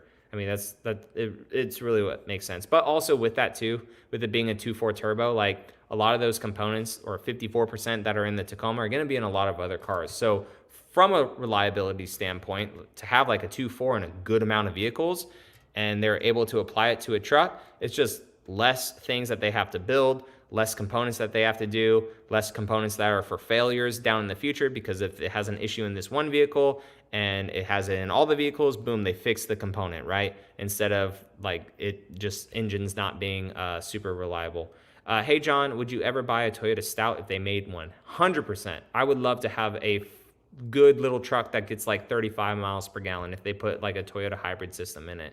Enrique says, Happy New Year, John. How did the power feel on the new TRD off-road when you test drove it? It felt good. It felt super, super good. Better than this truck. It got up and went. It got up and went. It wasn't overpowering, but it was a good little truck. Sammy, send your question again if I missed it. I apologize. Trying to get to everyone, but send me your question again. Enrique, also, do you think that 33-inch tires will fit on the TRD off-road from factory? 100%. Because the TRD... also, do you think, yeah, because the TRD Pro and Trail Hunter already have 35s. I think that or 33s. I think that 35s are going to fit on this truck with very little effort. Hello from Pasadena, California. What up, Spencer? Welcome joining in. Everyone who's just joined in or whatever, Happy New Year. Hope you guys had a great holiday season. Whatever goals you guys have for 2024, I hope you guys freaking crush them. And it will be an awesome, awesome year. Super excited for it for you guys. And just everything on the channel too. Best OTT tune flavor of choice. So personally, Spencer, I have not done an OTT tune on this.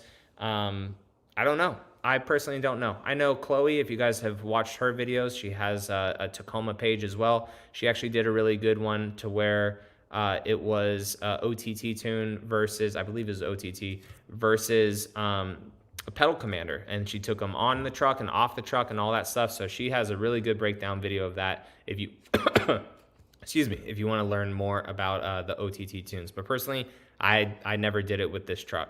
I probably should have, just for a better driving experience, but I live in super flat Florida, and I didn't really feel the need to do it with my truck.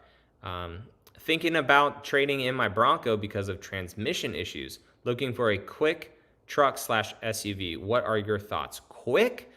Man, I don't know about quick, because the Bronco, I mean, that thing hauls butt, right? Definitely not a 4Runner. That is not a quick SUV. If it needs to be off-road, man, I really don't know. A Jeep Wrangler with the 392 in it, maybe? Like, that's a quick one, right? But now you're into Mopar and some reliability stuff here and there. Ford, well, you're having already Ford issues, so I'm not going to say the Explorer ST because I know that that's a quick one. Man, I don't really know who makes quick SUVs. Chevy has a 6.2 V8, but it's a big, heavy Tahoe. Dodge, you know, with the Hellcats and their stuff, but or the V8s, but that's going away for the Hurricane engine, which is going to be really good. Toyota with the Grand Highlander with the Hybrid Max, but that's a very drastic change from Bronco to Toyota. And then I have zero knowledge for Mercedes or Lexus or whatever, like the X5M or whatever that those cars have. I have no idea. But my knowledge, man, there's not many like sporty SUVs, at least in the domestic, like American kind of market or even Asian market that I really know of. Definitely not 4Runner though. Lord says maybe I can do history content or something like that of sort. I study history in my spare time. That would be cool too. Definitely whatever you want to do content creation, you need to be passionate about. Like, you have to care about it, right? Unless you're just making short form videos just to like quick cash flow or whatever, right? You can do that.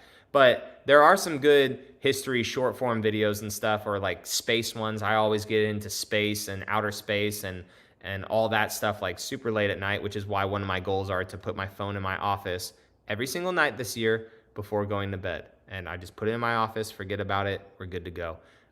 Because I'll go down a rabbit hole on short form content like that. So that would be pretty cool. I think that would be good. Short form content like that, history lessons, whatever. We definitely need a lot of that. We need good, legitimate history here, just so people remember stuff. Daniel says, I love the interior of the Trail Hunter. Tundra Trail Hunter would be awesome. Dude, the interior of the Trail Hunter is probably my favorite Tacoma interior for the 4th generation. It is so awesome. So you think the 24 Land Cruiser is being overhyped? I don't really know. It's kind of dead right now, right? Like, Toyota revealed the Land Cruiser. Where is it? Where is it? Like, we need to know about it. I don't think it's being overhyped. I think it's honestly being a little bit played down, especially from those that had like a 200 series. That's like a pure good Land Cruiser, because technically what we're getting here in the United States is a Prado. But we've never had the Prado in the American market, so the American market is just calling it Land Cruiser. The Land Cruiser is overseas as a 300 series. This is technically a 250 series, so it's not going to be like it's a true Land Cruiser, but it's not going to be a true, the big dog Land Cruiser, if that makes sense. But I don't think it's being overhyped. I think it's honestly kind of like, I don't know. I feel like it's just cruising right now under radar because Toyota really hasn't said anything about it. Sammy says, Happy New Year, John. I found a tier. Oh, I answered this. You must have stepped away from your computer, Sammy. I would not buy a KDSS, me personally, just for, what did I say? Just for reliability in the future, like with hydraulics and stuff. And also if you want to put different suspension on it in the future. KDSS is a little bit harder to work on. There are some modifications to kind of pause the KDSS and just use the suspension if you want to. I did drive a KDSS GX460 and it was great. Like if you just want a good stock clean vehicle, then just try to go for KDSS if you're not going to do anything to it. But just me personally, I would just rather have suspension on the vehicle just for maintenance in the future and everything like that. I did answer your question. I don't know where you went. You left me. Granted, I was getting 10-15 minutes behind, so it's all good. That's on me. Yes, they can make a better driving truck with a small engine turbo, but we, the consumers, are paying all the huge cost increase due to, I mean, the companies have to stay in business, right? Like that is what sucks. So we are, paying for a 4-cylinder truck. We're paying for the R&D that went into it. But like, if we don't want to buy the new truck and if we don't want better driving vehicles, then we'll just stay in the old stuff, right? And then the companies will go out of business. So it's that ebb and flow of like we put the money into it, but we still have to stay in business to provide vehicles that people want to drive. It's hard. It's hard for sure. John, have you heard about the tailgate of a 2022 Tundra making noises as if it were loose? I tried taking it to the dealership, but they have no fix for it. Thanks. I haven't. I know some people's are just a tad bit looser. I'm not sure if they can adjust the tailgate at all. I would try going to another dealership. My tailgate on my truck is decently solid. It does move just ever so slightly. I don't hear it, but like if I force and move it, it makes some noise. Not a whole lot, but mine is off a little bit too. And my dealership that said that they have no way to adjust the tailgate, unfortunately. I know there's better dealers out there and stuff, smaller ones that go above and beyond, right? But my dealer is like so packed all the time. Like I just learned today that they're the biggest service dealer in our area, or second biggest service dealer in our area, which is crazy, absolutely crazy for how many people we have here. Like when I brought my vehicle in there were so many people. I was like, holy crap, dude. We need another dealership in this area. Jacob says, is the dealership giving you a good deal on the trade-in? They are. They are. It's going to basically equal out with the tax savings. So for me, when and other people in the chat have said that their areas like this too, or the states that they live in, when you trade in a vehicle and you're about to buy a vehicle, there's this weird thing that happens that you save on like the sales tax of the new vehicle, because like you're trading an old vehicle in. So with trading it in for the money that they're going to give me plus the sales tax, it pretty much equals what I would have sold this truck for private party, right? Like 76 to 78,000. So I don't want to say the specific number, because like if you guys go and want to buy this truck for some reason at the dealership instead of buying it from me, I don't know why, maybe you're closer in Virginia or whatever, you're not like, well, you gave this vehicle to TRDJON for this much, so I want it for this much, so I'm not going to do that. But yeah, the savings is very, very close, like with the tax savings, to what I could have sold this truck for private party. So I'm not sure what they're going to list the truck at. The dealership is a very, they use the new Toyota Smart pricing, but they are a MSRP and under dealership when I talked to them on the phone, because I was like, hey, if I'm going to shout you all out, and you guys have been doing good so far, like with me, I just want to make sure, one, is the truck going to be at MSRP? And are you guys also an MSRP dealership for everything else? So they're kind of like the Panama City Beach Toyota dealership that I always recommend people to in my area. They would rather just sell the vehicle at MSRP or below, just to boost their numbers up, like to get more vehicles allocated to them. Because if there's a dealership that's just trying to make an extra $5,000-$10,000 on a vehicle for some reason, right? And they don't sell as many as the other dealership down the road, they're not going to get as many cars in.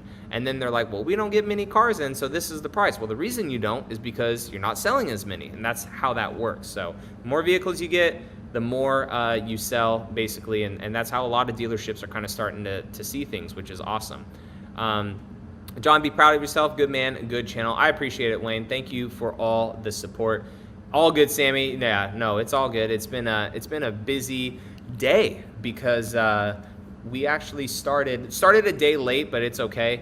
In the update video I made, I'm not sure if you guys watched it or whatever, but I have daily tasks for myself to do for the next 365 days. It's stuff that like I do, but not as often, and I really just want to hold myself accountable more. It's not a New Year's resolution, because I personally don't believe in like resolutions. I believe in goals, and how are you gonna do those goals? So for me, you know, with bigger picture stuff, I know that I need to put my phone into my office at night and not being on it all night when I sleep. I need to get better at working out. So forcing myself to do 100 push-ups every single day for the next 365 days is gonna do it along with 45 minutes of movement. So like we walked the dogs today. Well, we actually ran with that too. And what was the last thing that I put on there?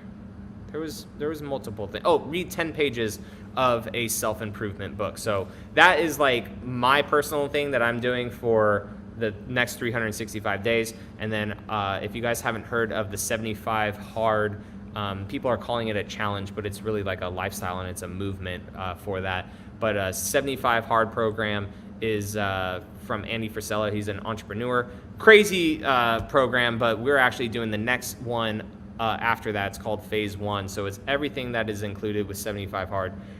And then more things for phase 1. Oh, and also 5 minutes of cold exposure, which is in the 75 hard phase 1 portion. So it's 30 days, 2 workouts a day. One has to be outside. Doesn't matter if it's snowing, raining, freaking hurricane going on. You have to do it outside for 45 minutes. And then you have to read. I can pull it up on my phone. You have to take a photo of yourself. Just for progression stuff. I don't believe in progression photos, just because, I mean, you could be super fit and have like one bad meal and you're so fat. But take a photo of yourself, 10 pages of reading, drink a gallon of water, follow a diet. I'm doing the lion/carnivore diet. I'm trying to be a little bit more lion with it and not have dairy in my diet at all. So I finished the milk yesterday actually that we had in our fridge, and just no more dairy for me, no cheat meals or alcohol, super easy, don't really drink anyways. 5 minutes of a cold shower. I'm doing a cold plunge. Annie says don't do cold plunge, do cold shower, but now he cold plunges, so whatever. Critical tasks, which I've already done, and then 10 minutes of visualization. So all this stuff you have to do for 30 days, and I'm gonna just do the diet, follow this, and the 8 power items I am done with. So pretty much done with everything. Do that for 30 days. It's a whole program. So this one is, so the first one's 75 hard, so 75 days, then 30 days, and then there's like a break, and then there's another one, and then there's another one. I believe there's 3 or 4 phases of it, but we're just doing phase 1 right now. I was trying to get my wife onto just 75 hard again, but we're going to Mexico in February, and she's like, we have not had a vacation in so long, and I'm not going to do this. I was like, but it makes you better if you just do the workouts and everything, and you don't drink, and you abide by a diet. She's like, I'm eating tacos in Mexico. I'm like, all right, whatever. We'll go hardcore on these 35 days, enjoy the week, get back into it when we get back. So yeah, it's been a busy day, busy week, but it is all good. And I'm still behind on things that I need to get on top of. I had the same tune as Chloe on my 3rd gen, and it was amazing. Yeah, so definitely check out her video for that OTT stuff for sure. Kyle says, hey John, I enjoyed your video on the walkthroughs of other brands. I'm curious, if you had to stray away from Toyota, which vehicle would it be? My eyes are on a GMC AT4X. 2 different price ranges. So around the same price range as my Tundra, if I was just to go straight from Tundra to another vehicle, and you know, it's about 60, I paid like 64, 65, I think, for my Tundra, it would probably be like a GMC AT4. I just like the way they look.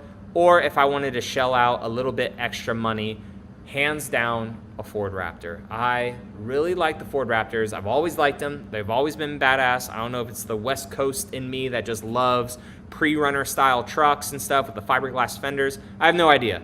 But if I could afford it, it would be a Ford Raptor. I will own one day. Not sure when, but I will own one day. I really like the Ford Raptors. The Raptor R that I sat in kind of let me down a little bit. I didn't realize how plasticky the Ford was. which that kind of sucks because like I like the truck. But maybe living with it and whatnot would be a little bit different, you know, and just like the Tundra, like I do like the Tundra and I like the interior of it, but you know, you live with it a little bit and you're like, this could be a little bit better. That piece is so cheap. Like, why did Toyota use that? So I'm sure like getting into the Ford, I'd be like, yeah, I like this. And then it'll eventually be like, why did they do that?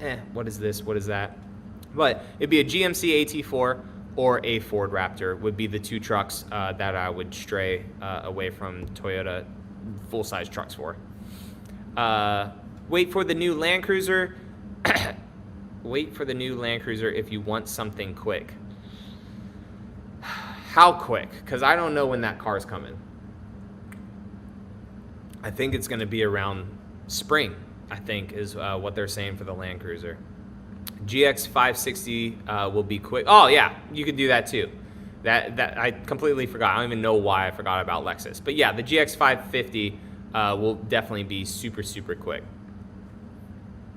Thanks, guys. I was thinking about that new Tacoma TRD Pro with the Hybrid Max, but that would beat out the Bronco. Bronco is about 300, and the TRD Pros. Yeah, so the iForce Max in those trucks is going to be wild. And the Land Cruiser will have the same one in a couple months too. It'll have that same powertrain. And also, like Sportswagon said too, the twin turbo in the GX is just wild. And all the programmers, you know, like the JB4 Tune or the Scorcher that I've still been a lazy piece of crap and have not put it in my Tundra yet. All of those two to kind of piggyback off the ECU to make it even more horsepower and torque and deliver that a little bit quicker would be pretty wild too in that vehicle. Probably right. Baba, who knows? You guys are talking about something else. Cool. Good stuff. And we're almost caught up. We may just wrap up at about an hour and a half. Sometimes these lives go for 2 hours, which is wild because I don't even feel like I'm sitting that long with you guys. But my butt definitely feels like I've been sitting all freaking day right now. That is for sure in this chair.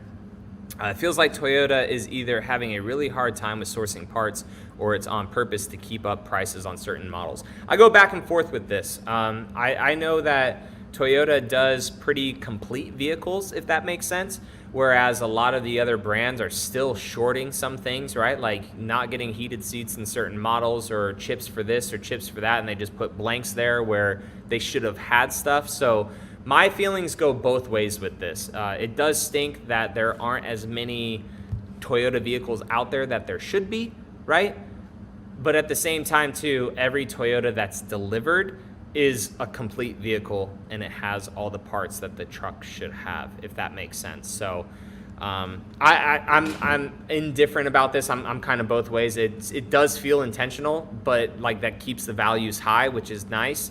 But at the same time, there's no not complete Toyotas like there was like a bunch of Broncos, right? Speaking of Broncos and stuff, there were a ton of Broncos that were just sitting, waiting for parts. And people were like, yo, where is my Bronco? This is taking forever, Ford. And then Ford was just like, you know what? The price you paid, here's the Bronco. It's not going to have this stuff. Whenever we get it, if we can put it in the truck, just bring it back to the dealership. So like companies are giving out vehicles that like aren't complete yet, or the trim level doesn't match with certain items that aren't in it. I'm not defending Toyota on that. I've just seen that from other brands. And it does feel intentional, obviously, because there's not as many vehicles on a Toyota lot as there are the other brands. So I'm both ways about that again, but I don't really, I want to believe that it's not intentional. I really do. Garrett says, read Can't Hurt Me by David Goggins. My wife actually just finished that a month or two ago. I've been reading other books right now, and I just actually ordered Andy Frisella's new book, but by reading 10 pages a day for 365 days, and yesterday I was just reading, I was like, wow, I'm actually enjoying this a lot. I read like 15, 16 pages yesterday, which is nothing for some people that just love to read. I don't like to read, but I read like 15, 16 pages, so I will definitely put that on my list of books to read this year. I've heard nothing but good about it. Devious says, I am thinking of just breaking down and buying a Magnuson supercharger for my 2019 TRD Pro Tacoma manual. These new Tacoma prices have me shook.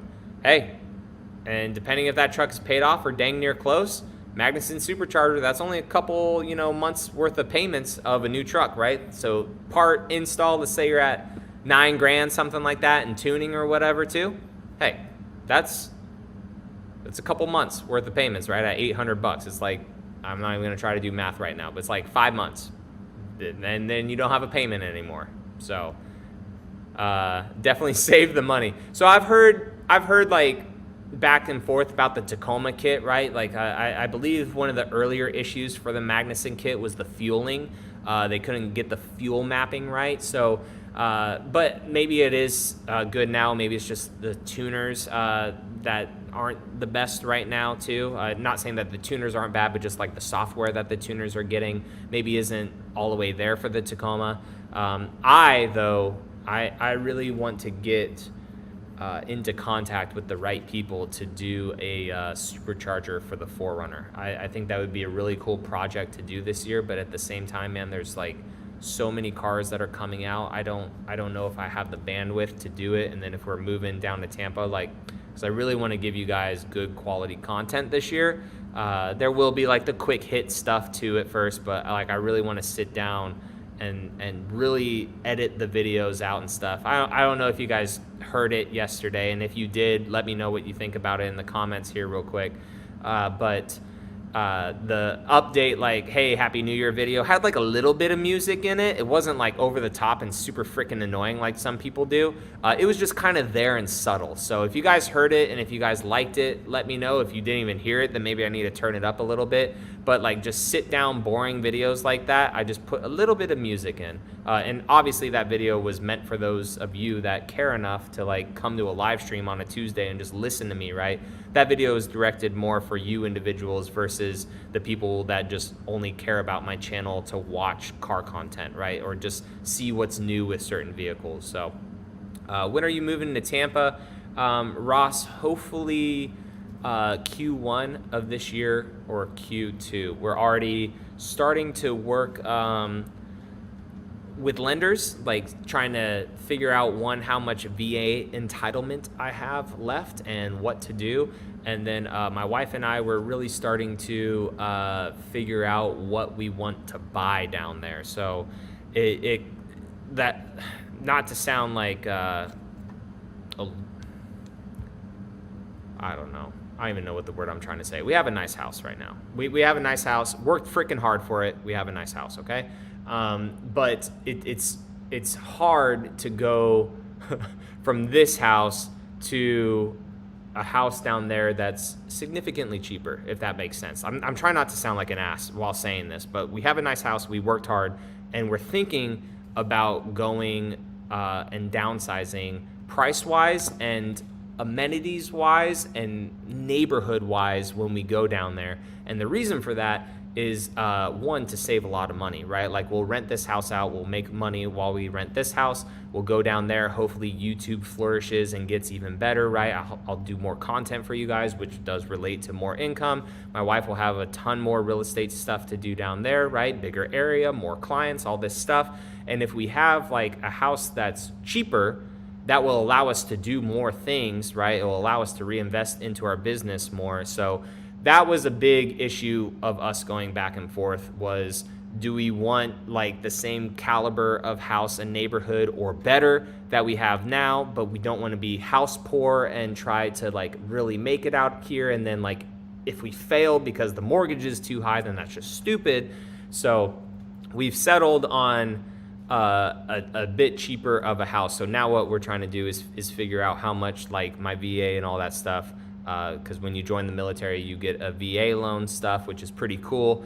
You don't have to put money down if you don't want to on a house. So we're just kind of seeing how much of that is left and other creative ways of financing, because when you are working for yourself and you don't have a traditional W-2, even though you make okay money, the bank still doesn't freaking see it that way. And I hate banks. So a lot of stuff going around, but to answer your question, Ross, hopefully within the next 3 to 4 months, we will be transitioning down there. Maybe a little bit later, but hopefully the next 3 to 4 months.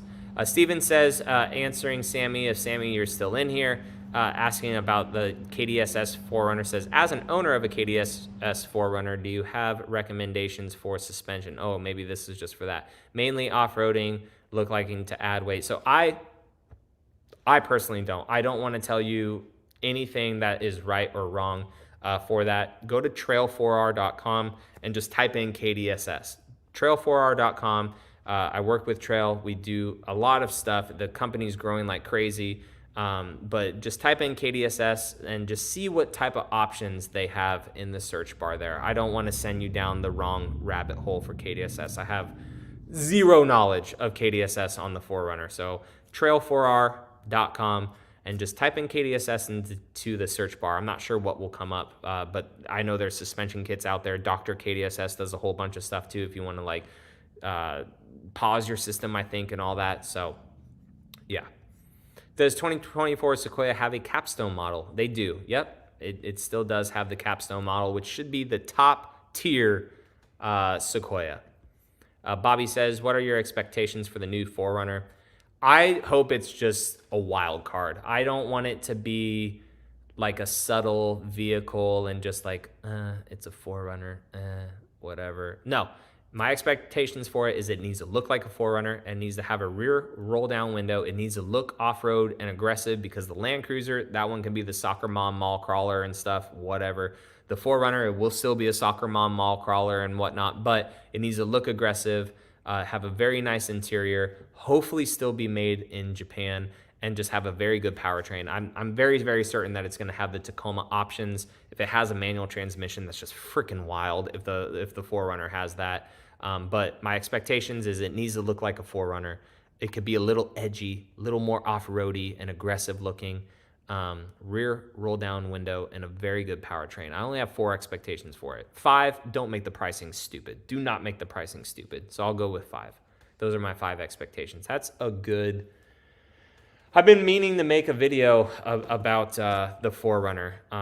The 6th Gen 4Runner is like kind of like an update, but that's actually good. 5 expectations. I like that word, expectations. I don't have a pen here to write down stuff. I'm going to put that in my phone real quick, guys. If you guys want to dip out, you can dip out. I'm just going to be on my phone for a second to put that into my notes for video ideas. 5 expectations of the new 4Runner. That's solid. I like that. This is why I like doing live streams too, because it gives me ideas. And I've done this in the past, like wrote down ideas that you guys give in the past, and like it sounds good on the live stream, and then like I go to create the video, I'm just kind of like, I feel like that's just a rambling talking video. But 5 expectations for the 4Runner will be awesome too, because then that will allow individuals to put their comments and stuff in. And the 4Runner, it's already like, if dealers have seen it, it's already pretty much set in stone on what stuff is going to be on it. But you never know. Maybe some last minute things can change here and there. How good do you think the 2024 4Runner TRD Pro is going to hold its value? Man, that's going to be hard. I think that we'll see with the Tacoma, but not a lot of people are going to like batteries and stuff. And that one guaranteed will probably have the iForce Max or some sort of hybrid technology and just be a crazy powerhouse of a vehicle. But if it's anything like the current 4Runner, like the current 4Runner TRD Pro is the one that holds its value the highest. I think because it's made in Japan, it's just simple. It's a 4Runner. I think that it'll still hold its value pretty high. Hell yeah, brother. Crank that rebel yell. Don't do it. No, Mike, I gotta leave, bro. We gotta leave. I don't want to leave. But just it just makes so much sense to go down there for my YouTube and stuff. I actually used a few of your first videos to install a light bar grill mod. Oh, okay. I have had it forever and never installed it. Oh, dang. That's awesome. We need to still hang out, man. Like, only meeting that one time is crazy, and that was already like 2 years ago. That's insane. But your business is doing good. Follow on Facebook, and that's like, I hate Facebook and like those social medias sometimes, but like the cool thing about it is like you get to, you're always close to people that like, you know, you care about or whatever, or that you've met a couple times, but you feel like you've known them for a while just because of Facebook and everything. So that is the good part of it. I don't like the other side of it. That just doesn't go that well. What part of Tampa or Clearwater are you moving to? So it's actually going to be a little bit south of Tampa, in between Bradenton and Apollo Beach area, really. So definitely like Tampa's right here. I mean, obviously you may know Ross since you're asking these questions, but we're looking kind of like the Manatee County area, whether it's Parrish, Ellington, Palmetto, Bradenton, Lakewood Ranch area, but really kind of in that Parrish area, just because it's really blown up. I'm not sure if you know, but they're going to be putting like 20 to 30,000 homes up in there. They plan to 20 to 30,000 homes in the next 10 years or so. That's their goal, at least. When we were there talking with all the developers, when we were there last November. I think we were there in October or November. God, that's crazy. That was so long ago already. Need to make moves. Need to make it happen.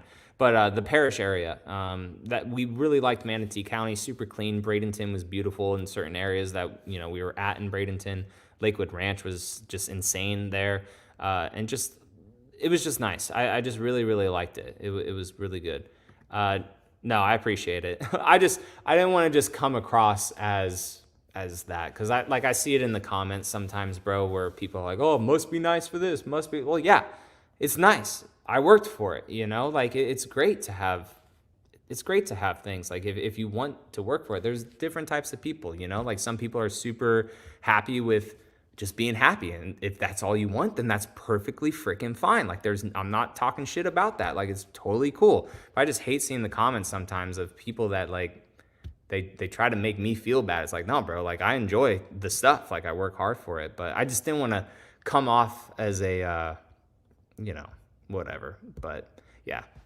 Keith, what up, sir? How's it going?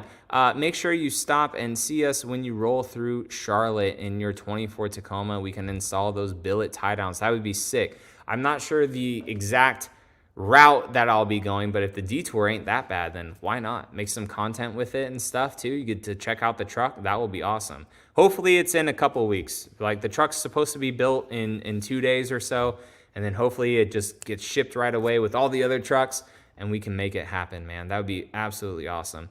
Jacob says that I hope the new 4Runner is a little smaller since the Land Cruiser is coming out. So the Land Cruiser is actually a little bit bigger than the 4Runner. I feel like if the 4Runner just keeps the same size, maybe just a smidge longer, and a smidge wider, I feel like would be the perfect size. Like honestly, the Land Cruiser and GX to me are the perfect size. Like they are so freaking perfect. They are so good. It's not as small as a 4Runner, not as big as the Sequoia. They're just such a good little size, like or a good medium size. It's literally in the middle of those two vehicles. I just love them so much. The size is so perfect. But hopefully the 4Runner is just a smidge longer. Kevin says, what do you think about the 4Runner underground color? It's funny you say that because that is the thumbnail of this, but check it out. So I got to, when I dropped the truck off at the dealership, I actually had it. So I was able to record the 4Runner, and then I put my 4Runner next to it, and I actually like Cavalry Blue more. The underground in person, like it's good. It's definitely a good color. I thought I was just going to like it a little bit more for some reason, but I did a full walk around video. I'll have that on the channel for you guys tomorrow. And then I did some short form content with it too. I just wanted to get you guys the live stream, the weekly live stream on Tuesday. And it seems like Tuesday live streams are where it's at, man, because we've been over 100 viewers, which is absolutely awesome on this the whole time. Will the Crown Sport plug-in hybrid EV come to the U.S. Somewhere in 2024? So the Crown Signia is coming. That's just a normal hybrid Crown, but I'm pretty sure, like, it seems like Toyota is really going in on the Crown for the U.S. market. So I feel like they'll see how that Signia does and then maybe go from there or something like that. But eventually, that car seems like it needs a plug-in hybrid model. Hypothetically, what did the dealers see about the 6th gen? I don't really know. All I've heard, honestly, for the 6th gen from dealers and like stuff that people have DM'd me is that it looks like pretty off-roady and aggressive. I'm not sure what model they were shown, but that's all I honestly heard about it. It was like, it looks off-roady and aggressive, little Tacoma-esque, but that's really it. Like they must show them like the crappiest quality of photo maybe, and maybe even say that it's a 4Runner. I don't know. Or maybe they're just guessing because like for the Crown Signia, they said that they saw the next gen RAV4 and the Camry, but like we had the Camry and the Crown Signia. So maybe the dealers don't know and they're just hypothetically thinking that it's the 4Runner. Not sure. A lot of good information. Heck yeah, Jaime or Jamie Mendez. Jaime, right? Appreciate that, man. Dobby says, speaking of social media, are you on Twitter? I am not on Twitter. I could never understand Twitter. I downloaded Threads on Instagram when they had it, and that went downhill super fast. It was whatever. I don't even know if people still use the Threads. But no, I'm not on Twitter. I'm only on TikTok, YouTube, Instagram, and then the Facebook feeds from my Instagram. But I'm going to focus a little bit more on Facebook to monetize it this year, just because videos go crazy on Facebook. I didn't realize how big of a video platform Facebook actually was, and that's totally on me. But I'm only on those 4 for right now. Jim says, you don't want a Ford or GM. They tank in value driving off the lot unless you plan to keep them long term. So that's really the only reason why, if I was to go away from Toyota, even though I like the GMC AT4, I think I would really only consider a Raptor just because they are like a TRD Pro, where they hold their value a bit better than just the normal F-150. Even like Untamed, when he had that ZR2 Bison or whatever the heck he had, the AEV one, even those were like going down in value, he said, when I watched his video at the end. So it's, I don't know. I would really only consider, honestly, a Raptor. Like, if I'm going to go away from Toyota, I might as well get into something that off-road people and truck people would enjoy to watch. So like a Raptor or a Raptor R. Oh, that would be so freaking sick. And then, like, I don't know if I could go to Toyota after that. Like a V8 supercharged Raptor. Like, what Toyota truck, full size, would I leave that truck to like go back into? Like hypothetically speaking, if that truck had like zero maintenance issues, if I drove the truck and I enjoyed it and it was great, what like Toyota full size trim level do they have that like you would leave a Raptor R for, or even like a super good Raptor like that's fully decked out? I don't know. Like, unless I had like a lot of problems with it, I have no idea.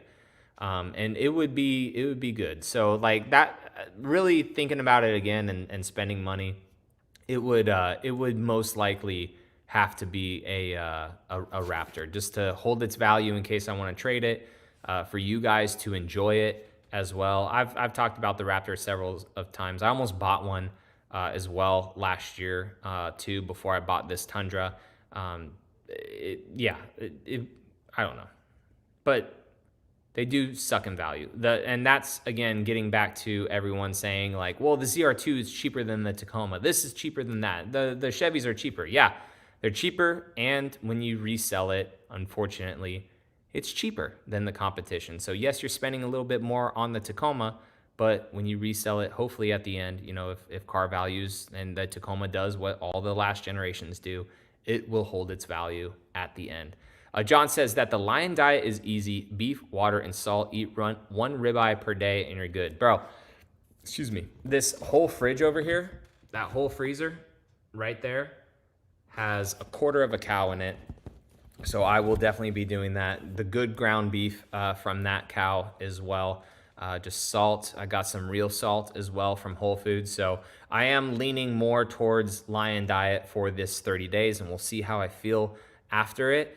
I feel good right now. Like, I haven't had coffee in 2 days. That's another thing with the Lion diet. As for the carnivore diet, like, carnivore diet's a little bit wishy-washy, you know.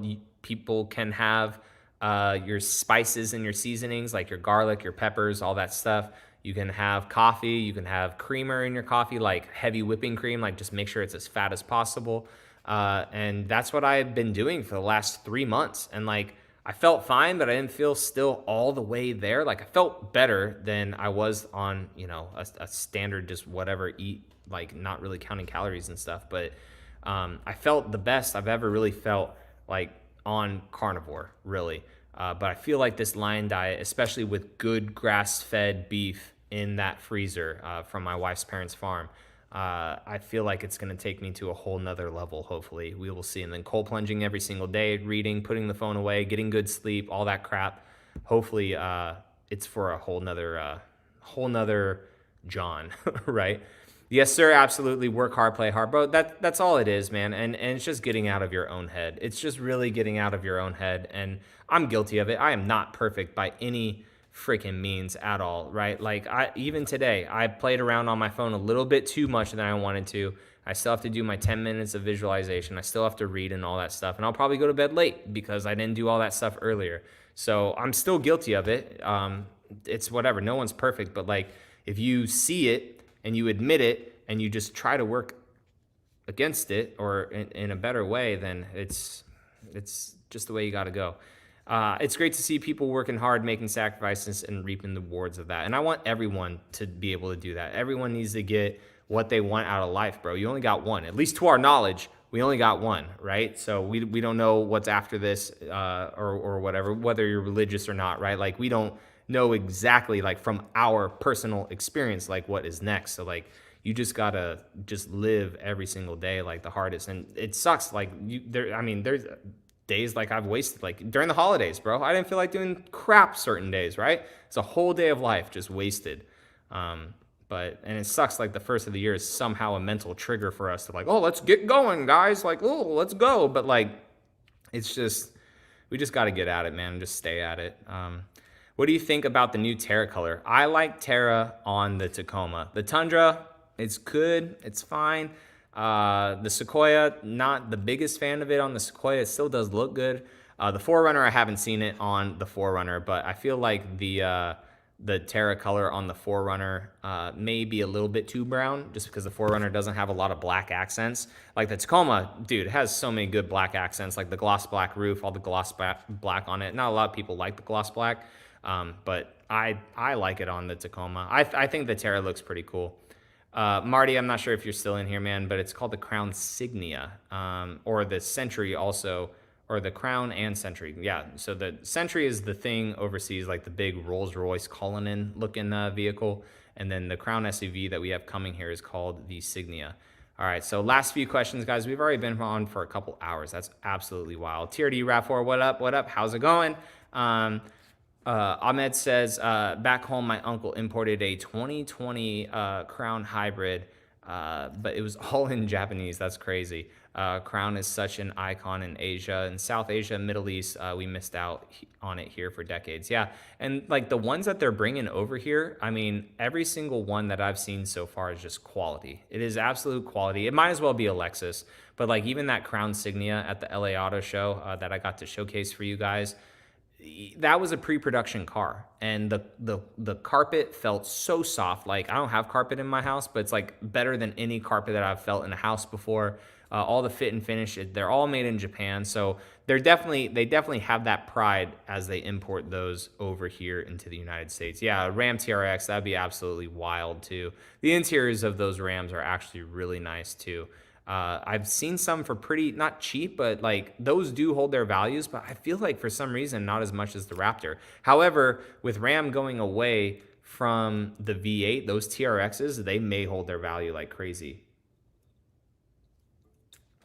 All right, last few questions. John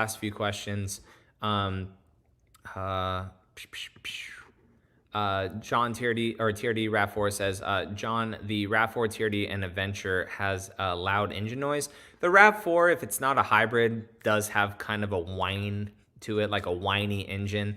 If you were to get a Woodlands edition RAV4 with the hybrid system, it would be honestly a lot better. I drove a RAV4 and I drove a RAV4, and I know your name is TRD RAV4, so I assume you have a TRD off-road one. I drove just a normal RAV4, and I personally didn't care for it. It was loud, like you're saying. We had it as a rental car. Granted, it was like an LE, so it was like the cheapest one. I'm not sure how the TRDs are, if they're better than that. And then, so I was never really a fan of them. And then we got our XSE hybrid RAV4. I was like, yo, this is a lot quieter. Like it still does rev out and like with the CVT and everything and like whine a little bit. It's an affordable car. But it wasn't as bad as just a normal non-hybrid RAV4. So I think you're definitely right with that. The non-hybrids definitely have a bit of a sound to them for the engine. Joe says, since we won't be getting a new 4Runner in 2025, 2026, nor 2027, what new colors do you think we will get? I want to see a red, I want to see a yellow, and I want to see a blue. The last blue was 2019, so I would love to see a blue again. Red, Terra's kind of red, but I want like a bright red, like radiant red. I think that would be a cool TRD Pro color. And people have been asking for a yellow forever. The thing that just sucks with that is like they have the Sequoia TRD Off-Road or the TRD Pro, so that would look like a school bus in yellow. And then the Tundra could probably pull off yellow better than the Sequoia could, but that's just the only crappy thing is like that color has to look good-ish on all 4 of the vehicles. But I don't know. We'll see. Yeah, Manatee County would definitely be nice. Huge development areas out there then. It's massive. It's absolutely insane. Hospitals going in, big shopping complexes, apartments, condos, so much stuff. Like they're widening roads. They have tons of roads that are going in throughout the next 5 years. It's absolutely crazy. It's like all the farmers in that area were like, you know what? We're all selling. This is the amount that we want. And the developer's like, that's a lot. And the farmer's like, yeah, but you guys can do it now. And they're like, okay.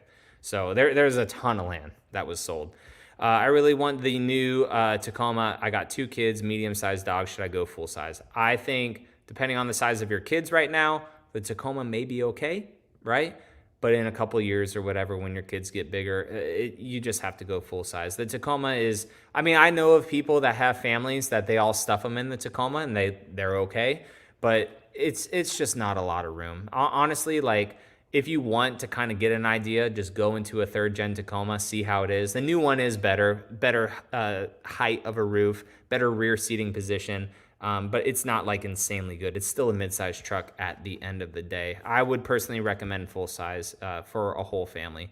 John, make this your last question. We got 5 more. All right, so no one else answer some questions. Make this your last question. I will answer a couple more, but Wayne, I got you. What's your favorite mod you did to the Tacoma? I think my favorite mod I honestly did to the Tacoma was probably man, that's hard. I like the throttle enhancer because it really did help that truck a lot, especially with all the weight on it. And the cold air intake, that was nice too. Probably, honestly, the whole switch panel that I did on the truck, just because I did put a lot of accessories on this vehicle, and I hate running things through the firewall and doing switches and making everything look OEM, to where this was just a whole switch panel inside the truck, and it was OEM looking, and then all I had to do was just one time run one wire through the cab of the truck into that module. It all looked OEM. I showed it on the video of the roof rack that I had on the Tacoma, right? And I showcased that panel, and I made a whole video about it as well. But that was probably my favorite mod, just because of the ease of use of all the lights that I put on it. These Raptor lights that are on this grill, which I'm going to be taking off and putting into my office of the next house. The bumper light, the lights up top, the ditch lights, all that just literally all went into one spot. Boom, boom, boom. They all had their location. And then I just tied that into the switch panel inside the Tacoma, and it said ditch lights, it said light bar, it said roof light, it said amber light, side lights, all that stuff. You just press the button and it worked. So that was probably my favorite mod, just because of all the stuff that I put on the truck. But really everything, man, from Cali Rays to the Relations race wheels, the Nitto tires, the deck system in the back, like everything worked. It was really cool. The rooftop tent was super lightweight, and it was actually really, really comfortable. I just realized that I'm not a rooftop tent person for like the next build. But like everything just worked the way I wanted it to, except for like the cargo glide from the deck system. It just wasn't exactly what I wanted out of it. But like aside from that, man, everything was just so cool, and I enjoyed off-roading this truck. I enjoyed camping in this truck. I really do wish I did it more and documented it a little bit more on YouTube, but it was still a fun build. We definitely kept the truck longer than I wanted to, but it's all good. And I will be tomorrow or this weekend. I need to move some stuff around in this garage because I need to bring the 4Runner back in the garage. It is sat in the driveway a little bit too long, and it is my garage queen. And it's sat in the driveway for probably a couple weeks now, and it's pissing me off. I need to wash it, wax it, and put it in the garage. Keith says, not sure if you've already covered this, but thoughts on the TRD off-road upgrade packages. Are they worth the money when you can option a 14-inch screen and heated seats separately?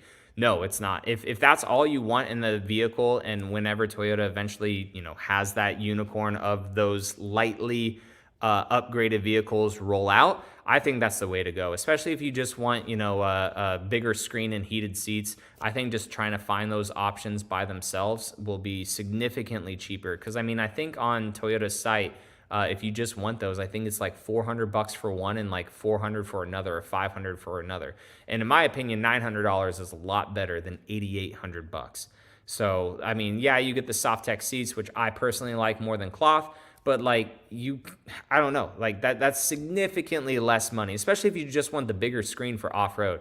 And eventually too, with these 4th gen Tacomas, you're gonna have automatic seats, right? Like the 3rd gen, it didn't have automatic seats when it first came out, and then when Toyota was able to do it and make it cheaper and all that stuff, then they offered it standard. Same with dual climate control in these trucks. It wasn't standard at first, and then later on in the model years and stuff, and the life cycle of the trucks, they made them automatic or dual climate control. Obviously, the MSRP of these trucks has gone up, gone up, gone up. So when it is standard for the 4th gen, that MSRP will be even more. But if literally all you want is just a couple things, I think that is honestly the way to go. Obviously, right now, in the very beginning, if Toyota does do that, those trucks are going to be, very, very thin, like a needle in a haystack, because they're trying to make as much money as possible. That's why a lot of people that ordered trucks like me, or requested trucks, right, to hopefully get allocated, just said, hey, everything, because we know that Toyota is going to most likely build trucks that have everything on them so they can make as much money as possible to recoup all the R&D costs for those trucks. But eventually down the road, man, that will be the one to get for a lot of people, especially, manual transmission, 14-inch screen, and cloth seats, like heated seats. That's the way to go. Ahmed, have a great night. I appreciate it. Yeah, guys, we went crazy tonight. TRD RAV4, thank you as well. Everyone, appreciate it. Eric, thanks. Everyone that was in here. Last couple questions from Eric too. I bought a 4Runner TRD Pro, and it's simply beautiful, so I defer. Dude, 4Runner, so good. You can't go wrong with it. So you got one that was in Terra. I think if we go back to the questions up there, it looks good. It like from the photos I've seen, I haven't seen it in person yet with all the black accents that the vehicle's lacking, but the 4Runner, it can wear any color. It could wear purple, it could wear red, it could wear yellow, it can wear any color, and it looks good, especially done up with some black accents and stuff. And last question, is the GX better than the potential new 4Runner, or wait for the new 4Runner? I don't know. It's going to be hard. It's going to be hard because, depending on engine and powertrains, the GX will most likely be more expensive, but it may be around the same price as like the TRD Pro 4Runner, but the TRD Pro 4Runner will have everything. I think it really just depends on what Toyota throws at that vehicle and just the looks of it, and if it's also made in Japan too. Like if it's not also made in Japan, then maybe Land Cruiser and GX are really the way to go. If people don't want, a 4Runner that's not made in Japan, it's going to be hard to tell. It's definitely going to be hard to tell for sure. But I think all three of those vehicles are going to be great SUVs and great off-roaders and great around-towners. I don't know. I'm really excited for the Land Cruiser. I'm super excited for the GX. I love the GX. I really started to like the GX the last couple months. But the Land Cruiser, super excited for. And I'm a 4Runner guy at heart. My first vehicle was a 4Runner. Had a truck in between and then had to sell it, and I got another 4Runner again. And then every time I think about selling this 4Runner, I'm like, I'm going to miss it so much, man. I'm going to miss it so much. So I've always been a 4Runner guy at heart, and I just absolutely love it. But guys, I appreciate you all for the first live stream. We will plan to do this every Tuesday. We had tons of people in here. I appreciate it so much. If you guys could leave a like as you head out to do whatever you guys do tonight, I would appreciate it. And tomorrow I will have that underground Forerunner video for you guys live, and then just more content throughout the week. So guys, I appreciate you all watching. I'll catch you in the next one. All right, see you later.